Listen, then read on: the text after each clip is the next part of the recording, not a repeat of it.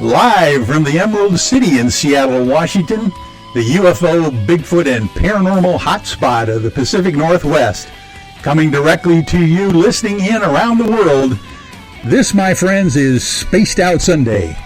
I'm your host, Michael W. Hall, the paranormal lawyer, occupying the captain's chair tonight for SOR headquarters. We welcome you to tonight's show, including all of our listeners on the digital side at Revolution Radio. And don't forget, you can always find our archive shows for free at youtube.com/Spaced Out Radio. Just do us all a favor and hit that subscribe button. Our website is spacedoutradio.com, where we have a plethora of features for you, including rocking out to some Bumblefoot, shopping at our Spaced Out Radio store, and catching up on Captain Shirk's SOR Newswire, and so much more. Tonight's show is brought to you by Chive Charities.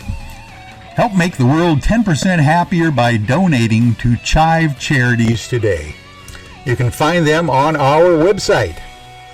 And tonight we are having a really great show. We've got Peter Davenport back from the National UFO Reporting Center, going to give us an update on some UFO sighting reports around the world and across the country.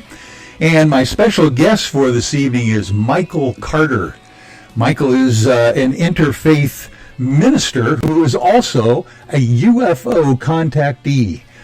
This is going to be fascinating. So, first of all, let's get back on the air here with everybody and see if I can bring in. There he is. There's Michael. How are you, Michael? Good evening. Well, good evening. It's after midnight here. It's good morning. 9 o'clock there. Yeah. Thanks for having me on, Michael. Oh. Thanks for having me on. It's my. And I want to thank Mark Eddy. Yeah. My booking agent and producer, Mark Eddy, is a heck of a guy, and he tracked you down. You are a hard guy to get booked on a show like mine, because you're always on Coast to Coast AM, you're on Jimmy Church, you're on the big ones, and I really appreciate it, you taking the time out to come on to Spaced Out Sunday.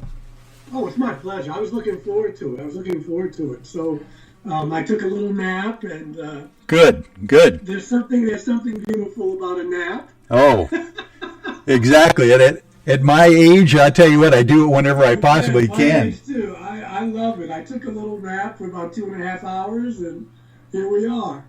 And by the way, I have introduced you off the air to our good friend Peter Davenport from the National UFO Reporting Center.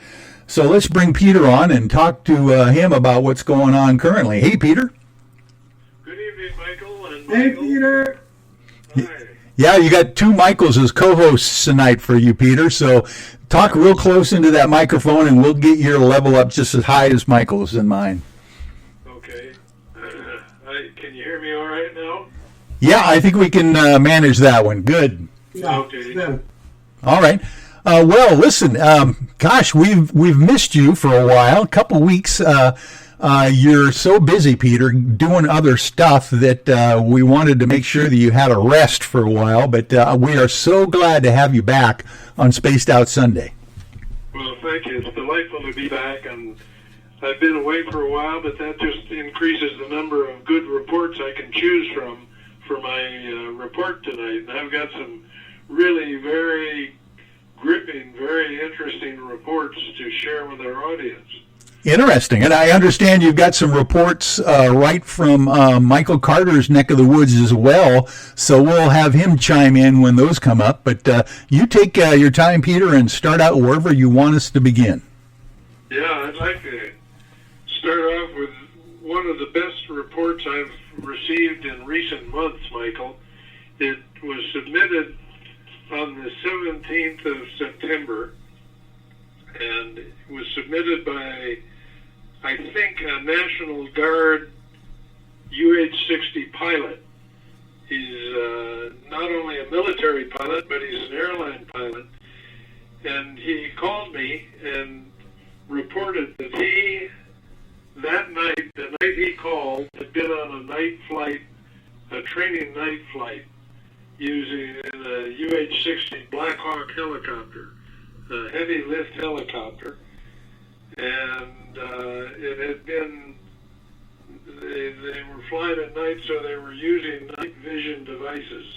There were 3 people aboard the aircraft, and I guess I didn't say where this is from. It's from Conroe, Texas, which is just straight north of Houston. It looks like about 40 or 50 miles north of Houston. They had just landed, he describes, and he was just scanning the night skies with his naked eye. He'd taken off the night vision devices, and suddenly he became aware of a cluster of at least 5, and he thinks it was more than 5, tiny white lights. They were visible with the naked eye, and he called them to the attention of his other 2 crew members. He had a co-pilot and probably a load master. I'm not sure who the 3rd member of the crew was. And they were so intrigued by what they were looking at that they put on their night vision devices and viewed them with those devices as well. So they got a very good look at what they were seeing. And the interesting thing, ordinarily in a case like this, my first reaction is they are perhaps looking at so-called Starlink satellites. But I bounced that idea off the witness, and he insisted that he knew fully well what Starlink satellites were, and these were not they, principally because they were flying in all sorts of directions, changing directions, whereas Starlink satellites are typical satellites flying in a straight line, albeit they're unusual in the sense that they fly nose to tail. They all seem to fly across the same path across the sky. Yeah. But in any event, this is, I know you've dealt with the Navy cases, the Tic Tac, yeah. November of 2004, I think the first one was. Yep. Off the coast of California. That's the case that gave us the term like a Tic Tac. Yeah. The type of candy leaf. Yep. That's what they were shaped like anyway. But 40 foot long Tic Tac, right, Michael? Yeah, that's pretty incredible. That would stick in your throat, but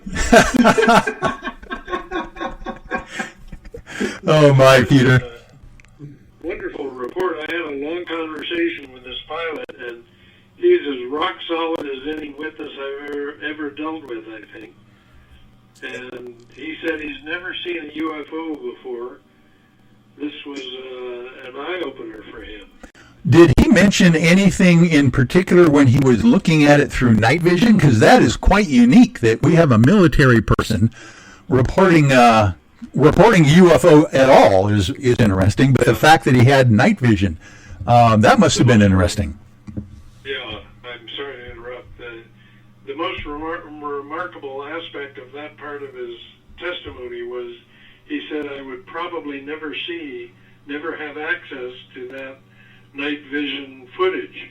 He said he was going to report this to his command structure, and he assumed that it would go to an intelligence agency or some investigative or research agency inside the military.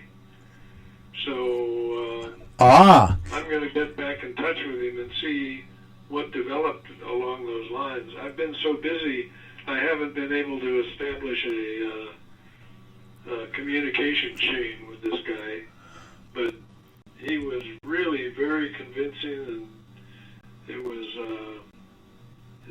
one of the best reports I've had in several months. Well, Peter, now that you're explaining it further, it sounds to me that he was using the Black Hawk's night vision, not night vision goggles that he was wearing, but he was actually using the ship's night vision as well. So it would have been recorded potentially. That's where you might be. He said it had been recorded. He had the footage, but he said I would almost probably never be able to get access to it. Yeah, oh my. Well, wouldn't that be cool, Michael, to do a FOIA request for something like that with, the Pentagon and the Department of Navy doing those things nowadays with the Tic Tacs and the gun camera footage. You never know what they might do. Who knows? So that's something to do, folks out there, if you have the inclination. What I'm going to do is go to John Greenwald. I owe him an email. Ah, there you go. Terribly derelict. And if ever there were an expert in Freedom of Information Act requests, it is he. Yes. And I'm going to incorporate him in this one and see if he'd like to make the contact. Oh, that would be cool. Yeah. This is a good case. All right. And the second report I'd like to share with our audience, and gee, it's good to be back, Michael. Good to be back with your program. Oh, thank you. This is fantastic for us. Can you imagine getting reports directly from the National UFO Reporting Center every weekend, Michael? Yes.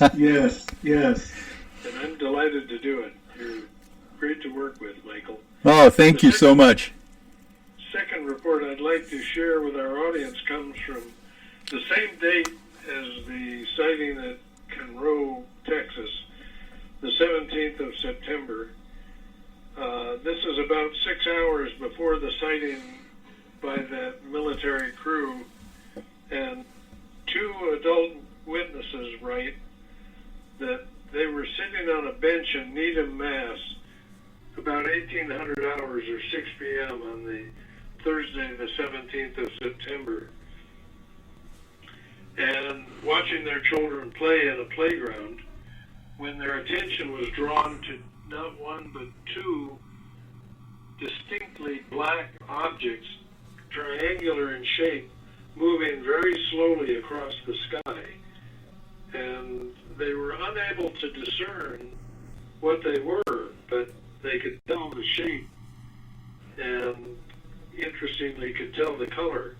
At 6 o'clock on the 17th of September, I guess it's still light enough there that they could see the color. But they suddenly accelerated and just disappeared from the sight of the witnesses. So.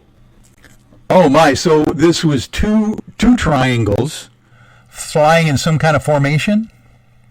Yep, one behind the other in a tandem orientation relative to each other. Yeah.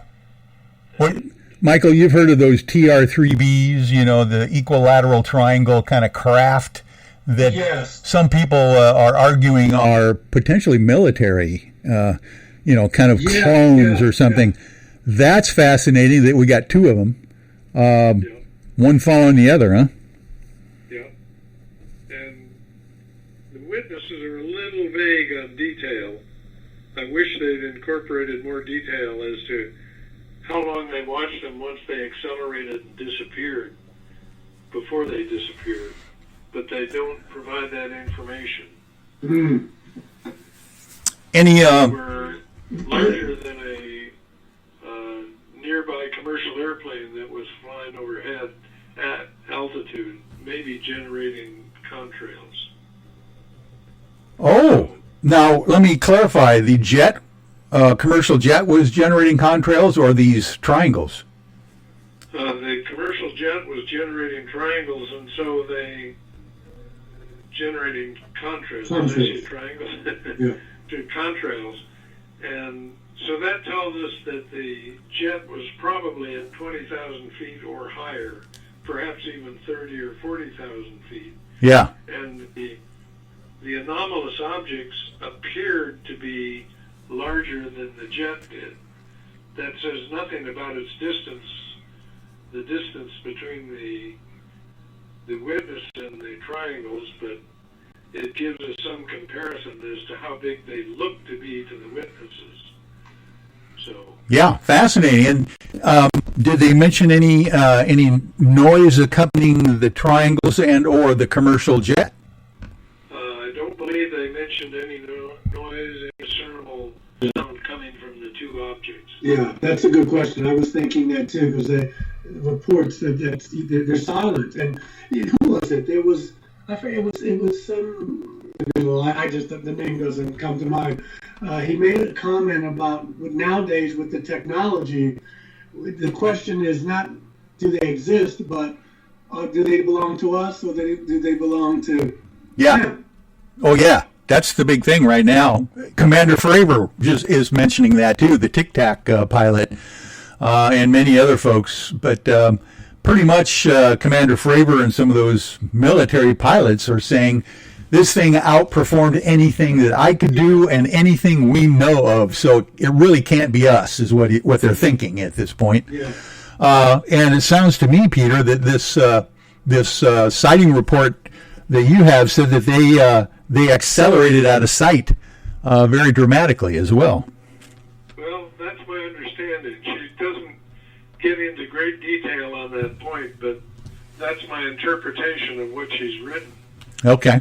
And so that's the problem with UFO reports is if you're not there and taking notes and generating a report on site with the witness, you don't always get all the information you'd like to have had from the witness. Well, you have to glean through a whole lot of reports to get the good ones as well. So it's amazing all the work you've been doing. As Michael knows, Peter's been doing this, folks, for decades, literally over 3 decades at the National UFO Reporting Center, and literally he's the guy who answers the phone when you call him up. So it's quite amazing. Yeah, it's beginning to cloy on me. It's gotten pretty old, Michael. I think I'm addicted to the subject of UFOs, and indeed, in my opinion, and I'd be interested to hear what Michael Carter has to say, our guest, it's the most important scientific question that has ever confronted mankind. Namely, are we alone in this galaxy, or are we not? Yeah. And it appears from my vantage point, based on the reports I cite tonight, as well as many hundreds of thousands that I've taken over the last 26 years, it appears to me that the answer clearly and resoundingly is no, we are not alone. We are being, in my opinion, we are being visited routinely. Yeah. Probably daily is my impression. I agree. Yeah. It reminds me of the quote from the movie Contact with Jodie Foster and Matthew McConaughey. If we're alone, this is all there is. It seems like an awful waste of space. And I'm with you, Peter. And my contention is that here we are in 2021. So if they're visiting us in 2021 CE, most likely they've been visiting us in 2021 BCE and beyond. Yeah, I agree. Yeah. And Maureen Morgan, who's the state director for MUFON for the state of Washington, has done a marvelous job of putting together a program, a PowerPoint program presentation on cave paintings and items from antiquity that seem to suggest that the artist who created them had seen either a UFO or an alien. Mm-hmm. It's really very convincing. Oh yeah. Yeah, the historic artifacts go back hundreds and thousands of years that literally show we've had some kind of contact from off-world and Peter and Michael and I are going to talk about that for the show, just so you know ahead of time, because I know sometimes you like to tune in after your spot because it's going to be fascinating, our discussion. But Peter, why don't you give us one more sighting if you have one, and then we're going to make sure people have your contact info to get a hold of you in case they want to report something as well. I'm scanning through several I had prepared, but one I'd like to present in particular comes from just last night, the 26th of September, Fremont, Michigan, at 21:36 hours or 9:36 p.m. local time. 6 witnesses were standing outside, and they saw 2 objects fly across the sky at different times. The first one at 9:36 p.m., the second one at 9:44, and they were both orange spheres moving at very high speed. And they suddenly, both of them seemed to, I don't know whether they followed the same path across the sky, but both of them appeared to suddenly accelerate and streak off into the night sky. And this witness, a female, I believe, emphasizes that it was seen, both objects were seen by 4 adults and 2 children sitting around a campfire by a lake. I mention these cases in particular because I've addressed this type of case on this program and on many other programs, as you know, Michael, many times in the past. And I have probably collected thousands of such reports since they first came into existence. I can tell you the date approximately. The first report we took of this nature was in late May. And despite this... Which year was that, Peter? Late May? 2012. 2012. Late May of 2012. I didn't make that clear, did I? The orange orbs, the standard orange orbs that you've been reporting on for years, yes. And MUFON has been receiving the same volume of reports that I've been receiving, and they have no more idea than I have what these objects are. So, this report illustrates the fact that the phenomenon is continuing, and we have no idea what we're dealing with here. Well, exactly. The triangles, the standard orbs, it's getting more curiouser and more curiouser as we go through month to month. Peter, I want to make sure that you have an opportunity to give out that hotline phone number to anybody out there who would want to be able to report a UFO, either in the past or currently, and make sure we get you that address as well in case people want to send you maybe a small donation, for all of your hard work over these decades. Well, thank you. The hotline number, which has been the same for 46 years, we've maintained it without cessation for 46 years, is area code 206-722-3000. That number again is 206-722-3000. And we traditionally talk to people over that hotline relatively briefly. Most people want to talk at great length. We try not to do that for a host of reasons, but if they would like to follow up their conversation over the hotline with a written report, we would be most grateful. That's really the only kind of report we can use, and they can submit a written report using our online report form at ufocenter.com. And for our Canadian listeners tonight, that's spelled somewhat strangely, UFOCENTER, not RE, ufocenter.com. And if they'd like to correspond with me or send a small check to help support us and pay for our phone bill, they can mail it to the National UFO Reporting Center. The short version is just NUFORC, P.O. Box 700, Davenport, Washington, Davenport, like my name, Davenport, Washington, 99122. And thank you for allowing me to do that, Michael.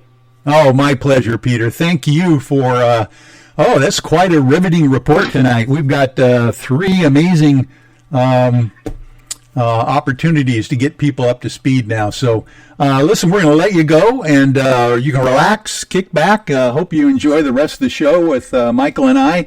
And we will take our first break, folks. right now, and be right back with you on the other side of about 6 minutes here at Spaced Out Sunday. Hey, Spaced Out Radio fans. It's John Resnick, founder of the Chive and Chive Charities. Our goal is to make the life of veterans, first responders, and those with rare medical conditions 10% happier. We do this by donating one grant item, ranging from dance to therapy programs to prosthetic limbs, to those who need it most. To contribute to Spaced Out Radio's official charity, head over to chivecharities.org and become a donor today. I'm feeling a little spicy tonight. What to do? What to do? Why not get Bumblefuck? 4 million Scoville units of pure hard rock. Bumblefoot hot sauces come in 3 flavors. The burning Bumble. Tone it down a bit with Bumblicious and throw the sauce on everything. Spice it up. Bumble me, baby. Bumblefoot hot sauce. Get it today at kajans.com. At spacedoutradio.com, we are keeping you up to date on all the news with the SOR Newswire.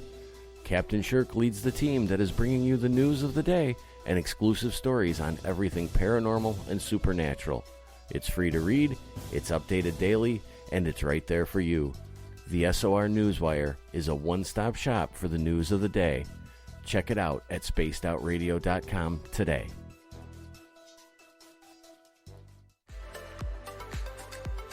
Are you looking for great advertising value for your company? Look no further than Spaced Out Radio. We have a multitude of places to get your name out there, including commercial ads during the show, special promotions, and banners on our website.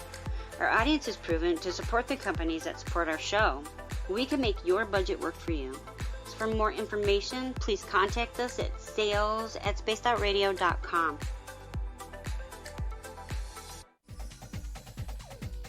Hey everybody, the SOR Space Travelers is open. For just $5 a month, you can hang out with Dave and our crew privately in our members-only section. With your signing, you'll receive newsletters on what's going on with Spaced Out Radio. You'll have direct contact with the host during the show in our chat, live streaming videos, and a great forum for your posts and more. Become a space traveler now at spacedoutradio.com.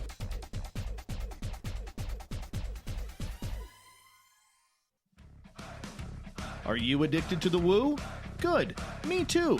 This is Dave Scott, and you can woo it up with me every Monday through Friday, starting at 9:06 Pacific, 12:06 a.m. Eastern, for 3 hours of great entertainment in the subjects you love.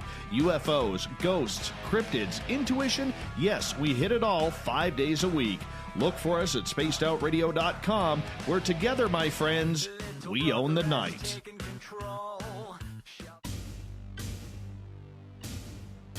You wanted new SOR gear, and now you can have it. The SOR Vault is fully stocked with t-shirts, hats, hoodies, mugs, and everything in between, with great logos for you to choose from. So head on over to spacedoutradio.com, click on the SOR Vault, and go shopping. Pricing is quite affordable, and you can look good representing your favorite show. So go to our website and pick up your new SOR wear at the SOR Vault today. Need that weekend supernatural fix? Look no further than Spaced Out Saturday right here at spacedoutradio.com. I'm Stacey Edwards. And I'm John Edwards. Each Saturday night, Stacey and I are going to bring you the best in paranormal, cryptids, UFOs, you name it, and we're going there. It's all about the experience and to share the knowledge with all of you. So tune us in every Saturday night on Spaced Out Saturdays, starting at 9:06 p.m. Pacific, 12:06 a.m. Eastern, only at spacedoutradio.com. From the heartlands of Canada to beards around the world, we know how to take care of you. Fill your follicles with the Mighty Moose Beard Oil. All our oils and balms are handmade and 100% natural ingredients because we care about your beard. And hey, use the promo code SOR2019 and get your Mighty Moose Beard Oil today. You can check us out on our website, mightymoosebeard.com.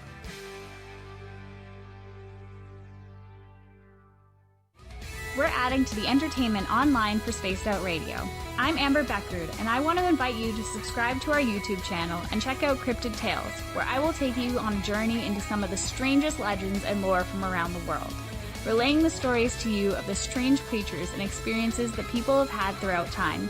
You can find Cryptid Tales at youtube.com/spacedoutradio. And while you're there, don't forget to check out our free archives and leave a comment. See you there. Cold drinks, great food, and the best music in Vancouver. The Moose Vancouver is the place to be, open until 2 a.m. nightly. Everything on the menu starts at just $6.95. Who serves food that cheap anymore? At the Moose, you'll never know who you'll run into. Rock stars, actors, athletes. It's the place everyone wants to be. So join us at the Moose Vancouver, the official party bar of Spaced Out Radio. Hello everyone, this is Ryan Stacy from the Experiencer Support Association, otherwise known as TESSA. We're glad to team up with Spaced Out Radio to help investigate your experiences on the SOR Sightlines Report. Together, we'll investigate the strange sightings and occurrences you've had. We're looking for answers just like you. So fill out a Sightlines report on the Spaced Out Radio website and let's figure out what's going on together.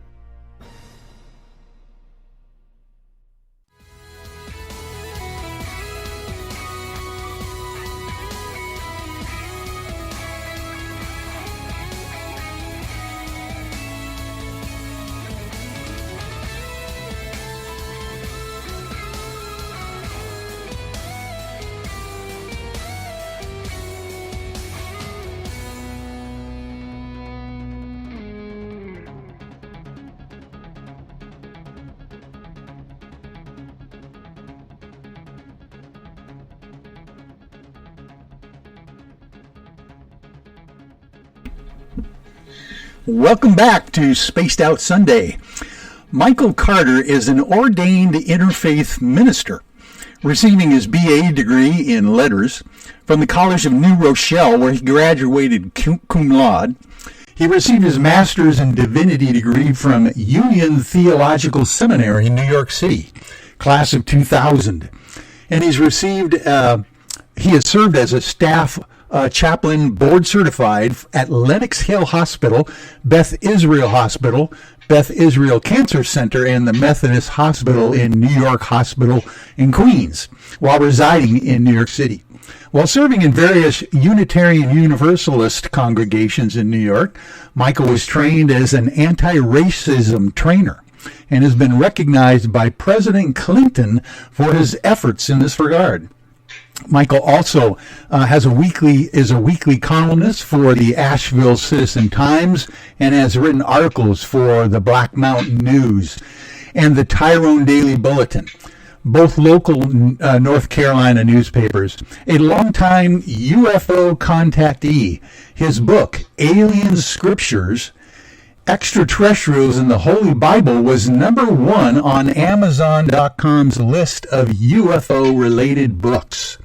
Michael has also appeared on George Norrie's Coast to Coast radio show and on George's television show Beyond Belief and Gaiam Television.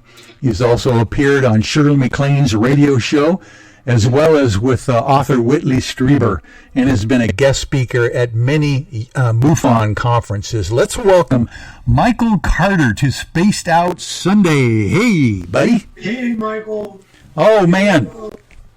Thank you for helping me co-host with Peter. It's always fun to hear what's going on, kind of like in real time almost around the country. Yeah. It's wonderful because me coming from a more spiritual / religious context, and that's not always the same thing to everyone, and he coming from a more lack of a better word, nuts and bolts kind of thing, and so the two can merge, and that's one of the ways that I try to come at this, that religion, and I'm using the term loosely, and science do not have to be distant cousins that really speak to each other. I think Einstein said we need both. Religion without science is lame, and science without religion, whatever he said. Yeah. I agree with. I remember that. That was a famous quote. I do remember that. Yeah. And it's funny that you should bring that up. Peter Davenport being the nuts and bolts, reporting all the information that's been coming in around the planet, and myself, because I've been Peter's attorney of record for the National UFO Reporting Center for over 25 years, literally myself. So he and I, when we travel together, going to certain conferences, it's like frickin' frack, it's like, I'm the weird paranormal lawyer, and he's the nuts and bolts, kind of scientist guy. And also I've got the background of the faith-based, perspective myself, coming from being used to be the vice president of Puget Sound Christian College out here in the Seattle area.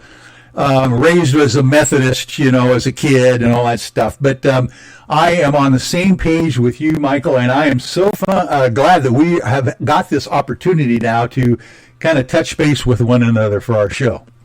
No, this is wonderful. Again, I want to thank Mark Eddy, who's just a wonderful human being, for setting this up. And yeah, it's good to talk about. I mean, I was raised in the Baptist tradition, the African American Baptist Church. Wonderful. And I got to tell you, Michael, I did not believe in any of this stuff.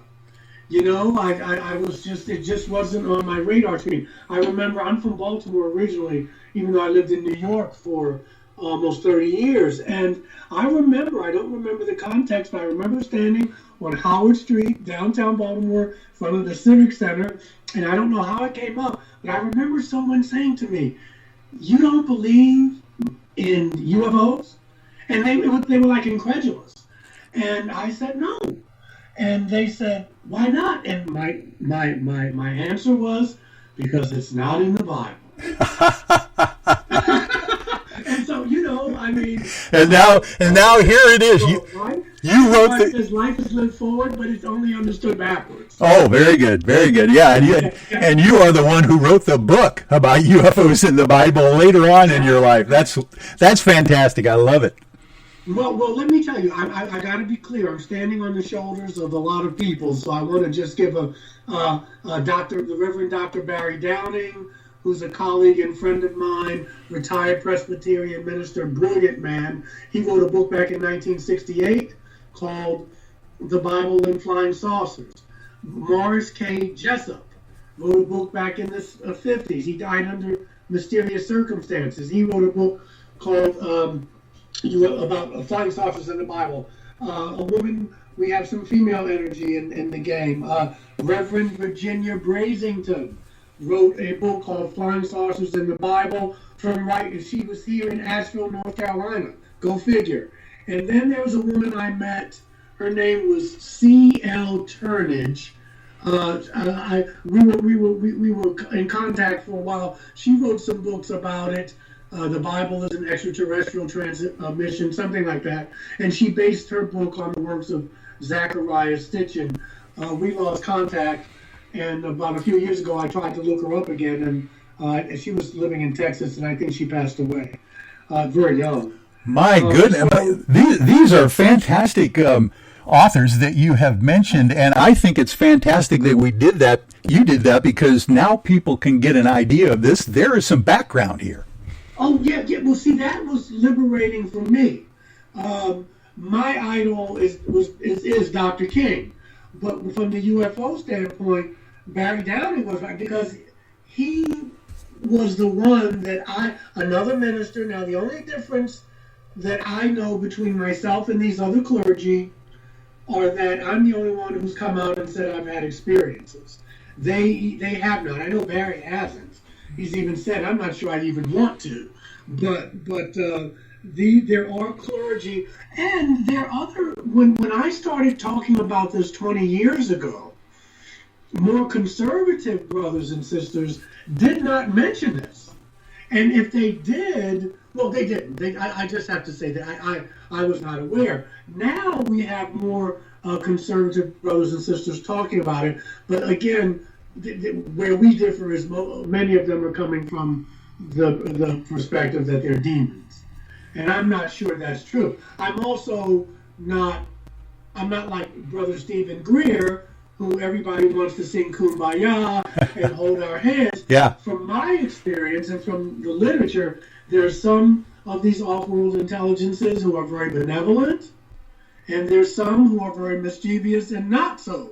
Just like human beings. Yeah. And so I try to take it in that vein. I agree with you there. I think you've got a good perspective then on this whole idea, because literally it's possible that we've got multiple races visiting the planet and have for eons. Yeah.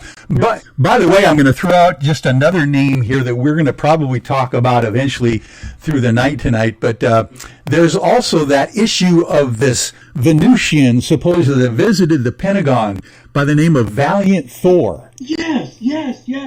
Oh my! Yeah.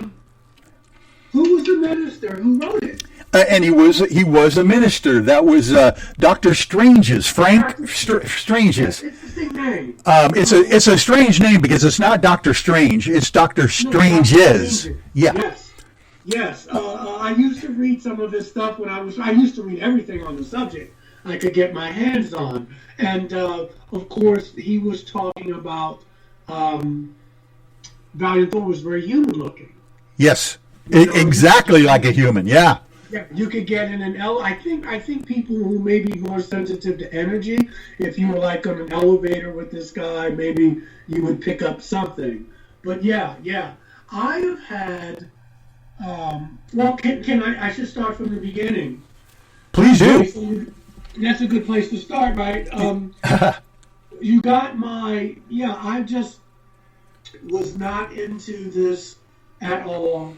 I knew as a kid that I wanted to be a priest or a minister. At one time, I wanted to be a therapist, which is more like a kind of secular priest.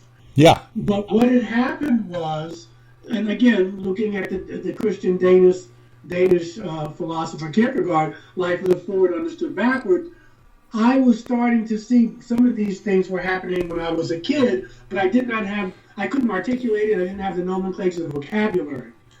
Having said that, on December 28, 1989, I was in Cancun, and I went to the pyramids with my girlfriend at the time to see the Mayan ruins at Chichen Itza and Tulum. Fantastic. Yeah. And I contend that these civilizations, obviously I'm not the first person to say this, but that I think they had contact with off-world intelligences. That's what I think. Yeah. But anyway, I went, gorgeous, beautiful, really wonderful time. Went back to New York. I was living in New York at the time. I wanted to show off, right? I'd never really traveled a lot.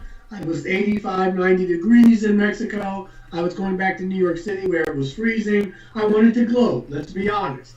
I was like really, really, really dark, and my hair was really light. I was in the sun. A friend of mine invited me to a little party. And my girlfriend said, I'm exhausted. We got back from Kennedy. She unpacked. I said, well, I'm going to go. It was in Hell's Kitchen section of Manhattan. So I caught the subway, got down there. No adult beverages were served. I ate tons of deviled eggs, which I love. And, people oohed and awed, and how was the trip? And I went back home, which I lived on the Upper West Side of Manhattan. That night, now even to this day, Michael, I don't know whether I had to get up and go to the bathroom or I just sensed someone in the room. But, pardon me, I sleep on my stomach, and I turned around, and there was a beam at the bottom, at the foot of my bed. And I've been in some situations. I've never been that frightened in all my life. I thought my heart was going to come out of my chest. My girlfriend either did not wake up or could not wake up. There was a being at the foot of my bed about 4 feet tall, very spindly, the very phenotype of what we would call the Greys. But this person, and I'm going to say it was a man. I don't know. Could have been a woman. But he was chalk white. He wasn't gray, but had the bulbous, pear-shaped head, the wraparound Ray-Ban eyes, And the suit that he had on was like Reynolds wrap. That was the first thing that came to my mind. It looked like aluminum foil. Whoa. I was terrified. And he looked at me, assuming it was a he. I looked at him, and I pulled the covers up over my head and got into the fetal position. Now, but when I was looking at him, he had a lapis blue aura, and around that was this, it was like I was in the middle of Times Square. I pulled the cover up over my head. I was staying at the Excelsior Hotel, which is still there. It's a residential hotel. Okay, I was on the 15th floor. My ex-wife still lives there, who was my girlfriend at the time. And I heard this whoosh, whoosh, like this wind, and I felt like the temperature changed in the room, like I was outside. And when I pulled the covers off of my head, nothing was there. Whoa. I woke her up, and I had so much energy, and I remember, and she's a deeply spiritual woman, and you know, she did not say, "What are you, crazy? That's the sickest thing." She said, okay. And so, you know, she calmed me down. And so what had started to happen was every full and new moon, so we're talking twice a month, I was getting visited by someone.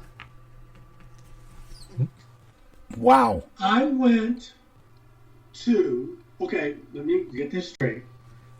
They would paralyze me. Okay, they would paralyze me. And they would not talk. They would show me pictures in my head. The only time I heard a voice one time was, it was in my head, like I had speakers in my head, but it was telepathic. The mouths didn't move. They didn't even have, they had a little slit. I can't even say it's a mouth. Yeah. And after that, I read everything I could. It was like, but I feared for my sanity because I wasn't sleeping. They were coming. Just a few years ago, and even now, but not as much. I don't know whether it's post-traumatic stress. I would not turn my bedroom light out until I was ready to go to sleep, as if keeping my light on would keep them from coming. I went and brought a book.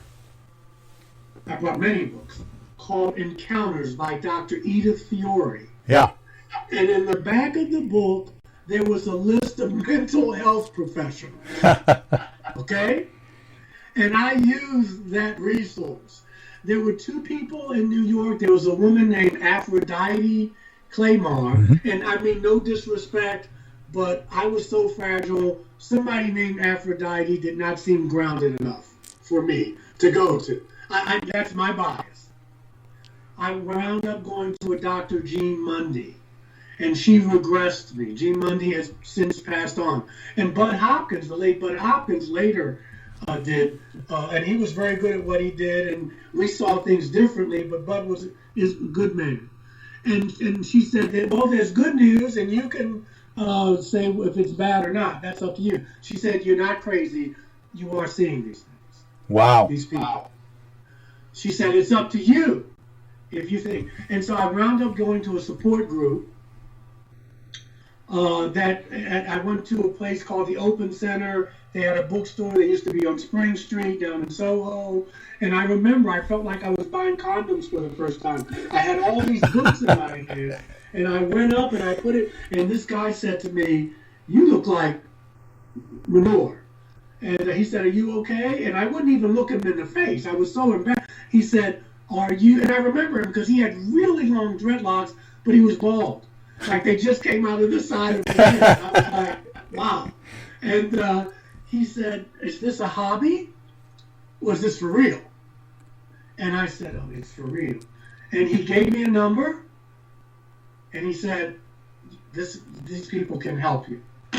And I had a woman by the name of Christine Morsiglio, and she worked with this group called Space. I forget now what the anachronism something for extraterrestrial encounter, something like that. And Harold England was the leader of the group, and that got me around some like-minded people. I did not tell people about my experiences, and I've seen several races. I've seen reptilians. I've seen, I'm going to call them grays. I've seen blue people who I thought were Arcturians. I've seen praying mantis people, and I had a healing of a blood clot from a guy. It was Nordic. Yeah. Wow. And that happened on July 4th, 2013. Oh my! Was that a experience on a ship, or was this somewhere else he healed you? No, they come to my home. Yeah. I have to be honest with you. I mean, through the regressions, the transcripts, I'm on a ship. But I have never seen a UFO. I thought I've seen UFOs, but I'm not sure. I saw something years ago. I thought it was a blimp. So I didn't call anybody because I'm not really, I'm just not, I could always be wrong. Yeah. I thought I saw something here last year, but I said it's probably a drone. It was doing all these maneuvers. So I don't jump to that conclusion. And I have to be honest with you. I've incorporated this into my life in the sense of, like, I have friends that if we're not talking about this subject, they can't talk about anything else. Yeah. I have a daughter, like let's say I had a visit tonight, which could happen. I still have to get up tomorrow and go to work. Right. You know what I mean? I mean, there's COVID-19, there's climate change, there's social unrest. There are a lot of other things going on in the world, and I need to be able to, I'm in this body, I'm a human being. I can't just be locked into that, even though it has happened to me. But there's more to me than that. Wow. That's the best way I can. That's a good point. A very good point. When you were recounting your 1989 experience at the Excelsior Hotel, you know what that reminds me of? John Lennon and May Pang's sighting of a UFO at the Dakota Hotel. And we were on 72nd Street. Yes. Just down the street. Yeah. Which is not too far from where you were at that time. By the way, I grew up on the Upper West Side myself as a kid. I think I told you. And can you imagine that old neighborhood having so many concentrated sighting reports like you're reporting? I know. I mean, in a crowded city. It wasn't like I was on a road like Betty and Barney Hill or something. It was like, and I remember seeing black helicopters shortly thereafter. I mean, because I was reading all this literature, because I was voracious, I wanted to know what was happening to me. And it was all this high strangeness.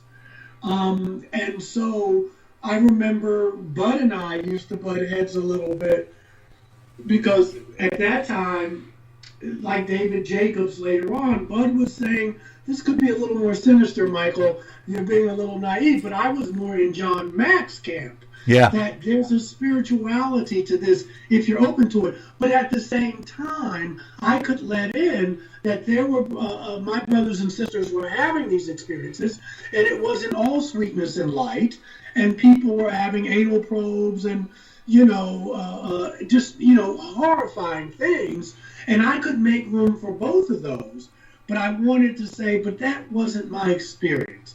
And so that's got to be just as valid as yours. Yeah. Oh, Michael, this is going to be fascinating for our audience tonight. We're going to take our break at the top of the hour here. And that went fast. Yeah, that went fast, didn't it? Huh? And we're going to have a lot of fun when we come back. So hang on to your horses, folks. We are about ready to get into the details here with the Reverend Michael Carter when we come right back with Spaced Out Sunday. Looking for creative ways to get your company out in the public? How about advertising on Spaced Out Radio? Our sales department is waiting to hear from you, and we can work around any budget. From commercial spots to banners to special promotions, there are many opportunities to get your name and product out to our SOR listeners. For a price guide and more information, please contact us at sales@spacedoutradio.com. If you like it hot, real hot, then heat up your meals with Bumblefoot hot sauce. Get your Bumblefoot hot sauce today. The sauce, Bumblicious, and the 4 million Scoville unit Bumble. We're going in hot, real hot, coming out even hotter. Keep the milk nearby and tantalize your taste buds tonight. Bumblefoot hot sauce, available now at kajans.com. Get your horns up with me on Spaced Out Radio. This is Ron Bumblefoot Thal. Come tune in to SOR where you can hear me rock out with Little Brother is Watching, the official theme song of Spaced Out Radio. And then come on over to bumblefoot.com where you can find out about my tour schedule, my music, and everything else. Bumblefoot.com keeps you up to date on what I'm doing and the best way to stay in touch with my music and music camps. Sign up for my newsletter at bumblefoot.com and remember, Little Brother is watching. Visit purpleplates.com today. For over 40 years, the Purple Energy Plates have been delivering amazing results for their many customers. Inspired by the great genius Nikola Tesla, the harmony, healing, and energetic effects of the plates have proven over and over to be beneficial and often miraculous to thousands of customers. Check their site for daily specials and choose from their many energy products. You won't be sorry. Visit them today at purpleplates.com. The SOR Vault is open for business, and do we have some cool swag for you to pick up? All you have to do is head over to our website and click on the SOR Vault. You have a variety of cool logos to choose from, and put them on anything you want. T-shirts, hoodies, hats, coffee mugs, you name it, we can get it to you. So do your shopping by supporting the store you love. Get your Spaced Out Radio swag at the SOR Vault today.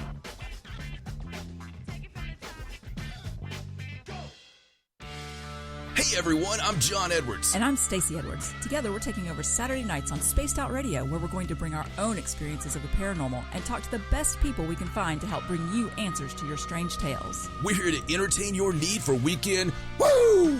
So tune us in at spacedoutradio.com starting at 9:06 Pacific, 12:06 a.m. Eastern, where we can all get a little spooky together. Spaced Out Saturday nights right here at spacedoutradio.com. We are scouring the world for the most intriguing stories of your day. Take the time to read up on the SOR Newswire, where our team, led by Captain Shirk, will deliver to you some of the best paranormal and supernatural news, along with some stories that will blow your mind from the weird to the wacky. It's the news outside the news that piques interest, and that's what we're looking to deliver to you. The SOR Newswire, only at spacedoutradio.com. We all know on Spaced Out Radio we love a good beard and mustache, so why not take care of your facial hair with Mighty Moose Beard Oil? Made in Canada, we're taking care of beards and stashes around the world. We use 100% natural ingredients with our oils and balms to make your whiskers feel silky smooth. Use promo code SOR2019 at mightymoosebeard.com today. Hi, this is Amber Beckrud, and I want to invite you to subscribe to our YouTube channel where we store all of the SOR show archives for free. And as an added bonus, every 2 weeks I'm posting brand new content on Cryptid Tales, where I will get into some of the spookier legends and folklore from around the world and tell the stories that go with them. Find us at youtube.com/spacedoutradio and check out Cryptid Tales today. Drop a comment and let me know what you want to hear. See you there. Are you an experiencer of something strange that can't be explained? Do you want help finding out what's going on? I'm Ryan Stacy, head of the Experiencer Support Association, otherwise known as TESSA. We've teamed up with Spaced Out Radio to investigate cases filled out in the SOR Sightlines report. We are independent and there's no cost to what we do. All we need is your experience. Let's find out what's happening together on the SOR Sightlines report. Hey, space travelers, this is John Resig, founder of the Chive and Chive Charities. If you know anything about our website, you know we like to do things a little differently. We're not some faceless organization collecting money for a nebulous cause. Our donor dollars go directly toward life-improving items. Then we give those items directly to an underdog who needs it most. To become a donor with Spaced Out Radio's official charity, Chive Charities, just go to chivecharities.org/donate. For the price of 1 cup of coffee a month, you can become an SOR Space Traveler. The Space Travelers Club is a place where you can interact with other listeners, either live during the show or on our great forum. We want your stories, pictures, comments, and ideas. You'll get live video streams, exclusive content, and be a part of our newsletter. Stay in touch with everything SOR. The Space Travelers Club is just $5 a month at spacedoutradio.com. Hi there, this is Dave Scott, and I'm bringing you the Woo every Monday through Friday on Spaced Out Radio. I'm going all out to bring you the strangest, oddest stories and subjects I could find for your entertainment. Why? Because when we hit peak Woo, I know I've done my job. So come tune us in at spacedoutradio.com, 9:06 Pacific, 12:06 a.m. Eastern, and together, my friends, we own the night.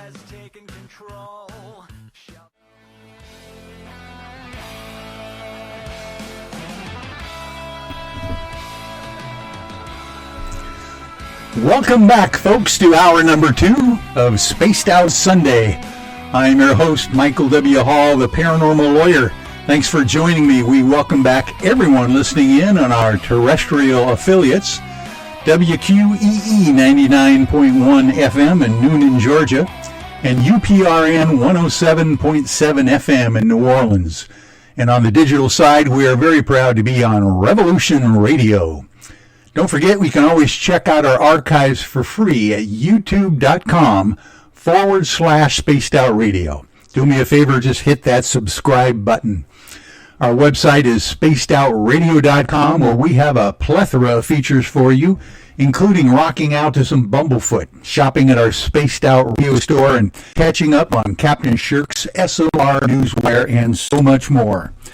And boy, are we back with my great guest, Michael Carter, the Reverend Michael Carter, in reality, who is a interfaith-based minister, but also a contactee and a UFO experiencer. So, Michael, thank you very much for hanging there with me on the commercial. And let's see here. I'm going to get you back full time. There you go, so we can get your beautiful face over the monitor there. During the break, I thought it was kind of cool that you and I actually come from kind of like a neighborhood up there in Manhattan that's not too far from each other. I wanted to relate to you a story of mine when I was a kid there, growing up on West 121st Street, right across from Columbia University, and in between the Apollo Theater, 125th Street, and Puerto Rican, Spanish Harlem, at about 123rd. But I grew up next door. You're going to love this, Michael. I literally grew up next door. In the tenement next to me was George Carlin. Oh, wow. As a kid, he was about maybe 8 years older than myself and my local gang. We had like a local group, of kids from all over the world, Jewish kids, Arab kids, from all the students, children that went to Columbia University. It was quite an international group of kids in that neighborhood. Eric Estrada grew up on our street, back in those days, Puerto Rican kid. But literally, George Carlin was like the god, the older kid on the block that you never would mess around with, about 7 years older than us. But no one had any idea that this guy in our neighborhood would grow up to be one of the most phenomenal comedians of all time. Oh my God, yeah. And sometimes, when I'm on Facebook, which I haven't been in a while, I go back and listen to some of this or YouTube. Very insightful,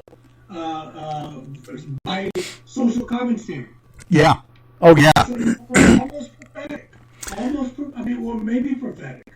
A lot of the things he talks about or talked about then are very clear now. Oh, yeah. And here's another weird synchronicity. Not only did I grow up next door, he lived with his mother in the tenement building right next door to ours. I lived at Bancroft Hall, which was 509 West 121st Street.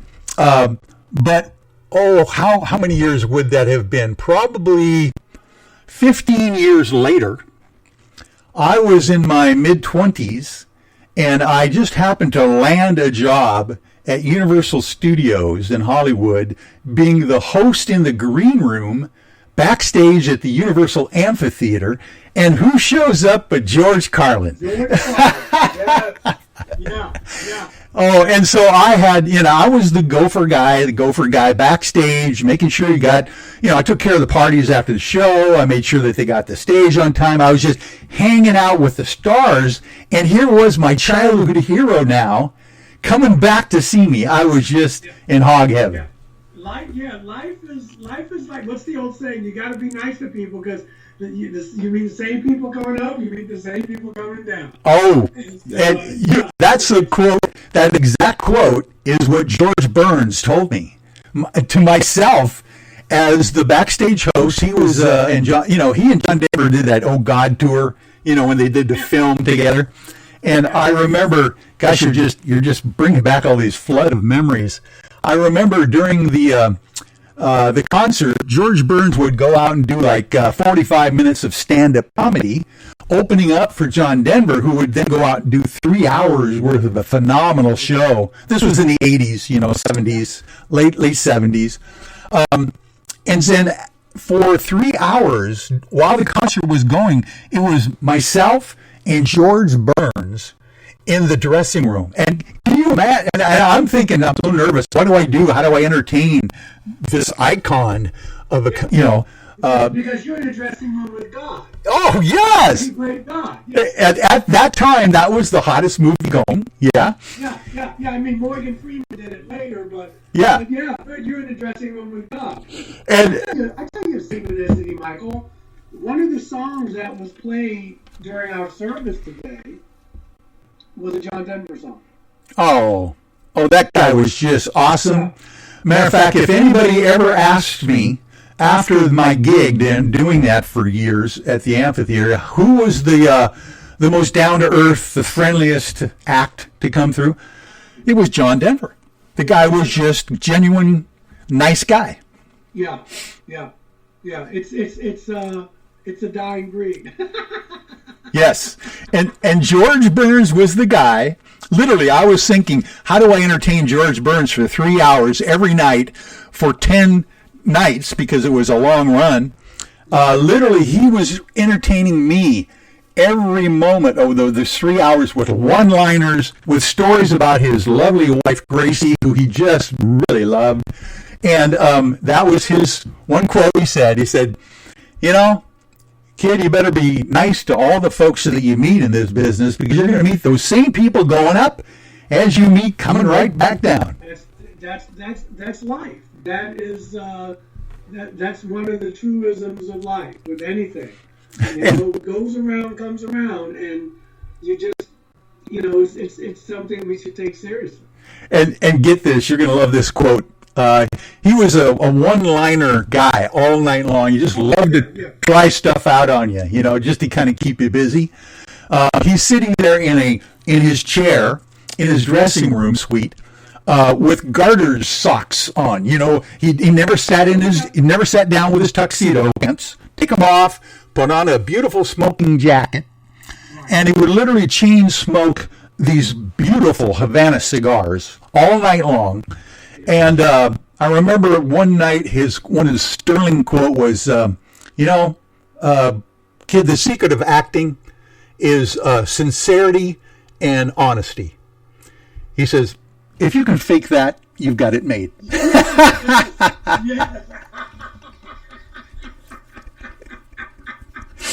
Oh, my.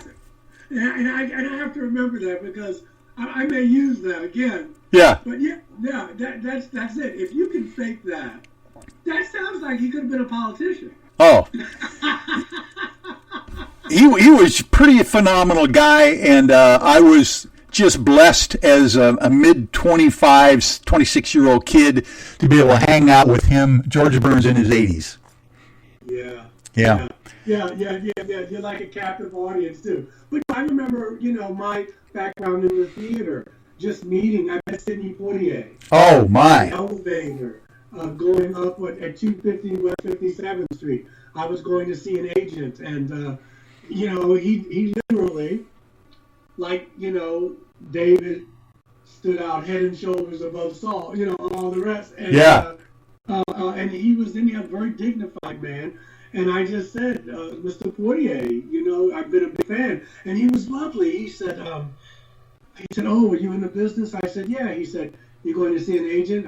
I said, yeah. He said, good luck, young man. I wish you good luck. Oh, my. Seeing them, and that's the beauty working in New York or in L.A., especially if you're in the theater, you see these people just on the street. Yeah. And some of them are nice. Yeah. And some of them not so nice, but it's okay. And here's another good memory I have as well that I think you really relate to. Ella Fitzgerald. Oh, my goodness. At the amphitheater, she was getting up there in age, and her diabetic condition was kind of causing her eyesight to fail a little bit. Yeah, in her cataracts and all that, yeah.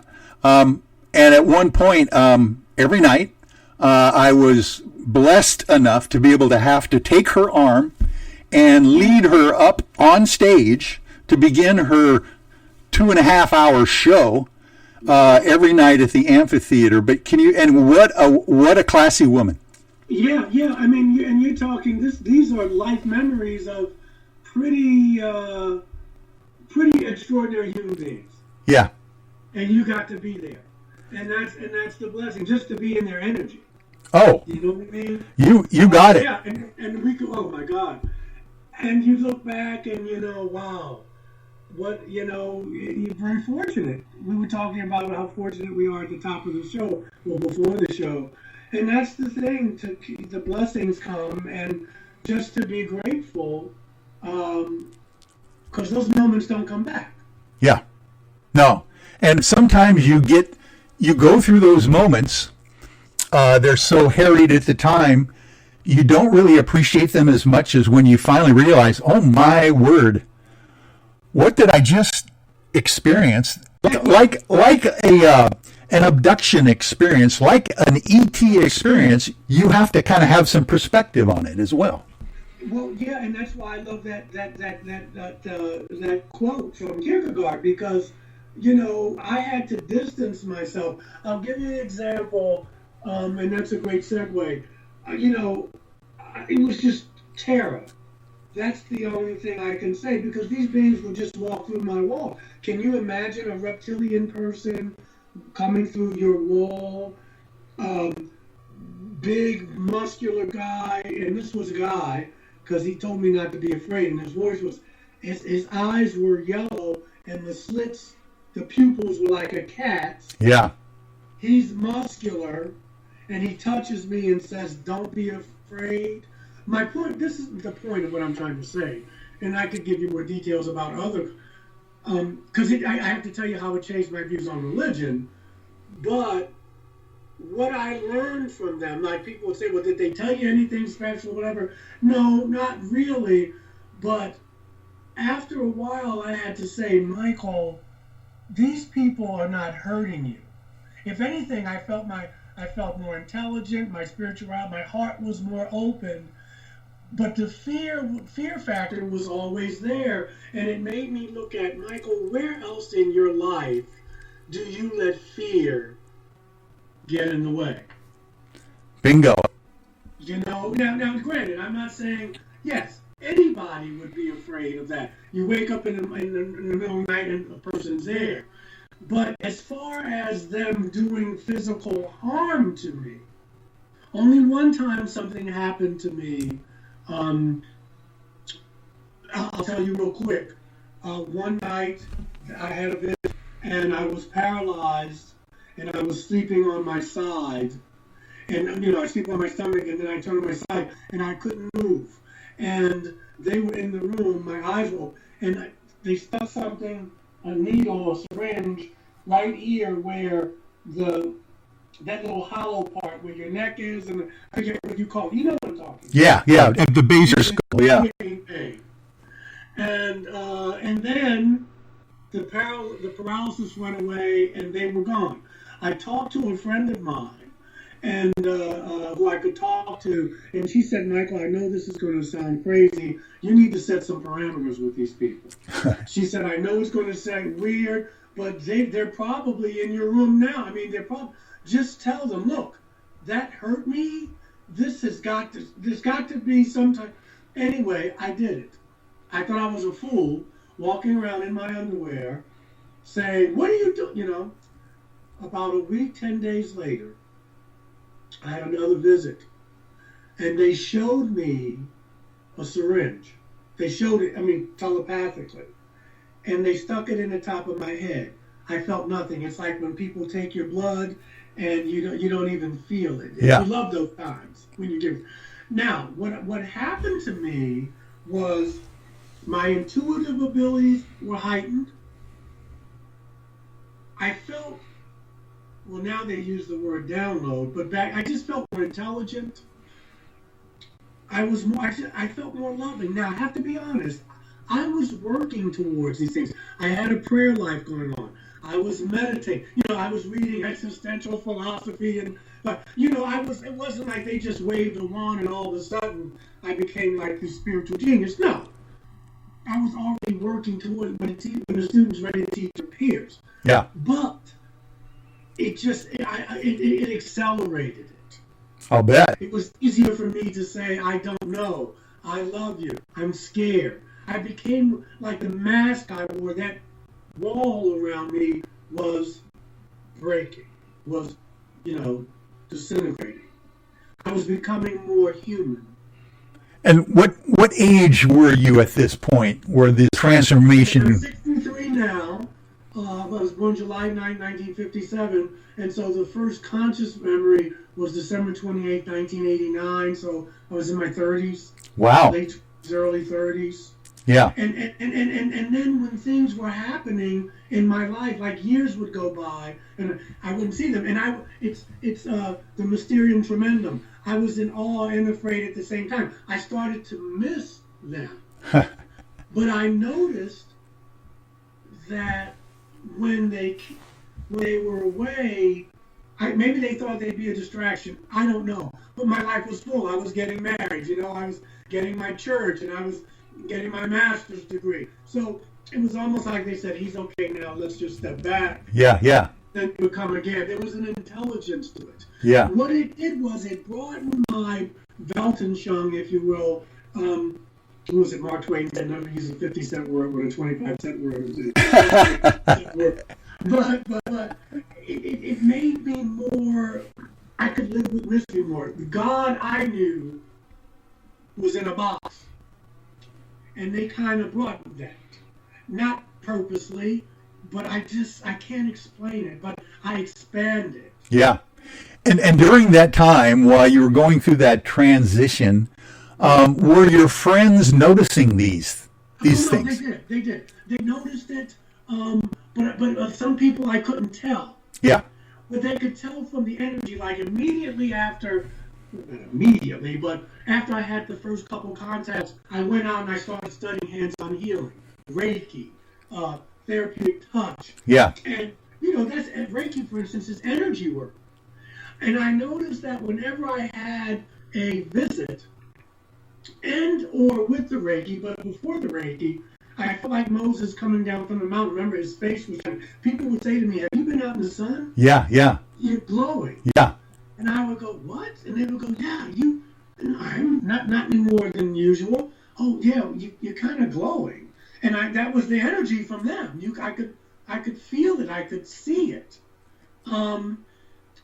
But at the same time, I still had to go on with and I lost some friends because I was starting to integrate. I was in therapy. Not just for, when I went to see if I was crazy or not with Gene Mundy and the hypnosis and Bud, but going through some family of origin stuff. Needed to let go of some stuff. So everything, it was the perfect storm, and it grounded me. But I did lose some friends because I had to get on with my life. I had to make a living. I couldn't just sit and talk in this bubble about this. There was so much other stuff going on, and that was just part of my life. Yeah. You know, like I said, if we had a visit tonight or had a visit tomorrow, I have to be at the church for a couple hours, and I have to do, and you got to go on with life. But what it reminded me of, Michael, really quickly, I had a lot of friends who fought in the Vietnam War, and so, and they were grunts, they were Marines, and they would talk about, well, how are you going to act when you get back to the world? Yeah. If you get back to the world, they call it when you get back home, when you get back to the world. And so for me, having these experiences, my inner dialogue was, how are you going to live now? How are you going to treat people now? How are you going to love now after this? Oh, I would imagine that the PTSD is very similar. What you went through as a homecoming soldier as well would feel the same way. Yeah. I mean, I tell you, recently, when I say recently, maybe the past 2 or 3 years, I would turn the light off. I used to wait until I was at the edge of sleep, and then I turn the light off, because they always came at night. And so in my mind, you're trying to cope it. Maybe if I keep the light on. Right. Yeah. So that's some. It made me read the Bible differently. When I first wrote my books, the first book was Alien Scriptures, Extraterrestrials in the Holy Bible. I did not mention. I mentioned my first encounter in 1989. Maybe if I do a rewrite, I'll bring the other ones. But I'm bringing that up because I'm thankful to Union. Union's right up there where you live. I went to Union Theological Right around the corner from where I lived. Union Theological Seminary. Yeah. Columbia, Teachers College. There's a holy little block there. Yeah. They allowed me to do that. They said, because they could have said, you're crazy. You're not going to graduate from this institution. Yeah. Where Rhino Niebuhr was here and Bonhoeffer, you're not graduating from here writing that schlop. Yeah. But they said, fine, if you can make the argument, James Cone and Dolores Williams, I was in their class for systematic theology. They asked me to stay on for a PhD, but I didn't want to be 60 years old still paying off school loan. Good for you. If not for them, I mean, who knows? Because my master's thesis became part of the first. Oh my! You know who else came from our neck of the woods up in the neighborhood there? The famous theologian Thomas Merton came I didn't know that. from 121st Street, right there at the corner of Broadway. Just up from there is the Catholic Church, little red door on the side there.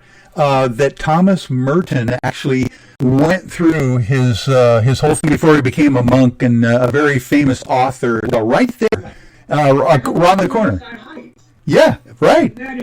Yeah. I mean, there's a lot of folks that came out of there.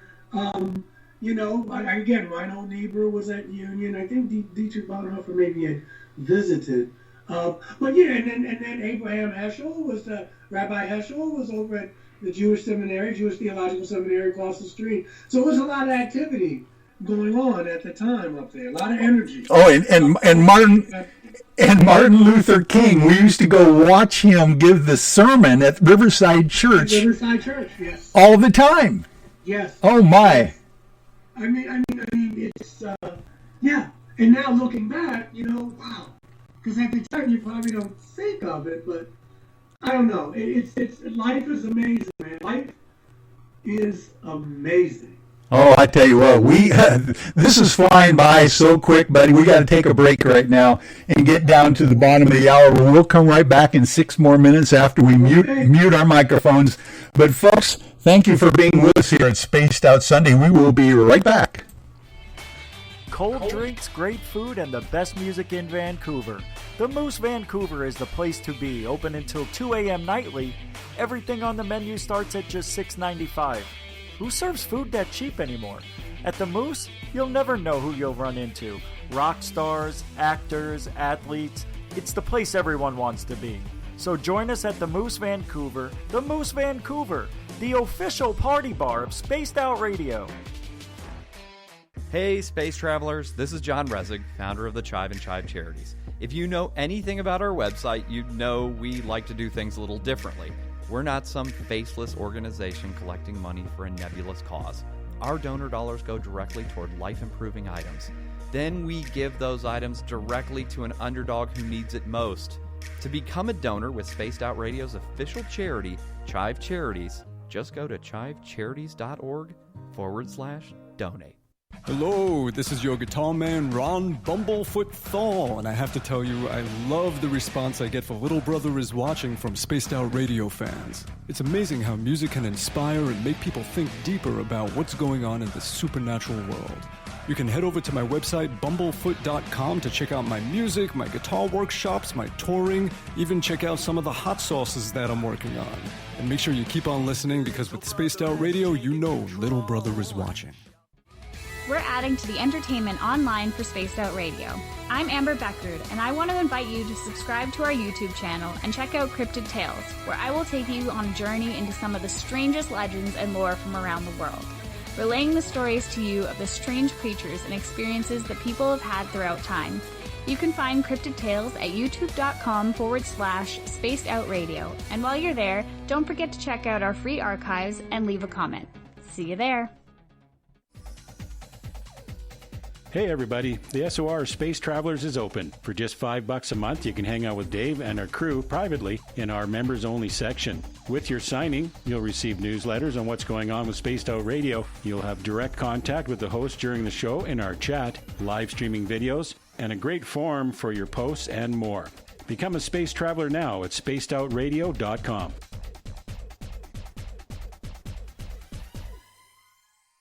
Looking for something new to push your limits? Look Beyond the Spectrum, a new docu-series featuring some of the best researchers in the world when it comes to everything from UFOs, government cover-ups, and strange humanoids. Truth seekers Stephen Bassett, Jeff Meldrum, Jack Kasher, and Stanton Friedman, among others, all chip in to bring their knowledge to you. Beyond the Spectrum can be found on Amazon as well as Tubi TV. Tell us what you think on our Amazon page. Are you looking for great advertising value for your company?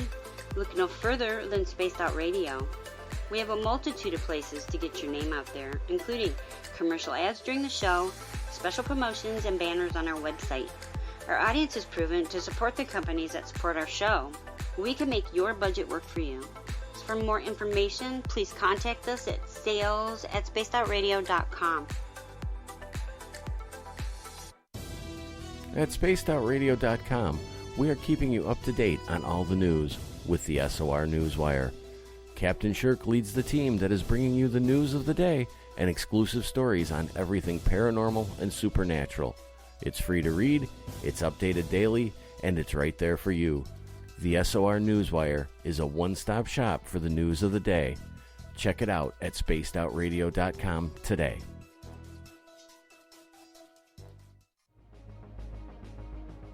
Hello everyone, this is Ryan Stacy from the Experiencer Support Association, otherwise known as TESSA. We're glad to team up with Spaced Out Radio to help investigate your experiences on the SOR Sightlines Report. Together, we'll investigate the strange sightings and occurrences you've had. We're looking for answers just like you. So fill out a Sightlines Report on the Spaced Out Radio website and let's figure out what's going on together. Need that weekend supernatural fix? Look no further than Spaced Out Saturday right here at spacedoutradio.com. I'm Stacey Edwards. And I'm John Edwards. Each Saturday night, Stacey and I are going to bring you the best in paranormal, cryptids, UFOs, you name it, and we're going there. It's all about the experience and to share the knowledge with all of you. So tune us in every Saturday night on Spaced Out Saturdays, starting at 9:06 p.m. Pacific, 12:06 a.m. Eastern, only at spacedoutradio.com. Hello, space travelers. It's me again, Carl. Don't forget to join the Space Travelers Club for just $5 a month and follow Spaced Out Radio on Twitter at Spaced Out Radio. Our Instagram, Dave Scott SOR. Our Facebook page is Spaced Out Radio Show. Our archives are free at youtube.com/Spaced Out Radio. Come woo it up with Spaced Out Radio today. Bye!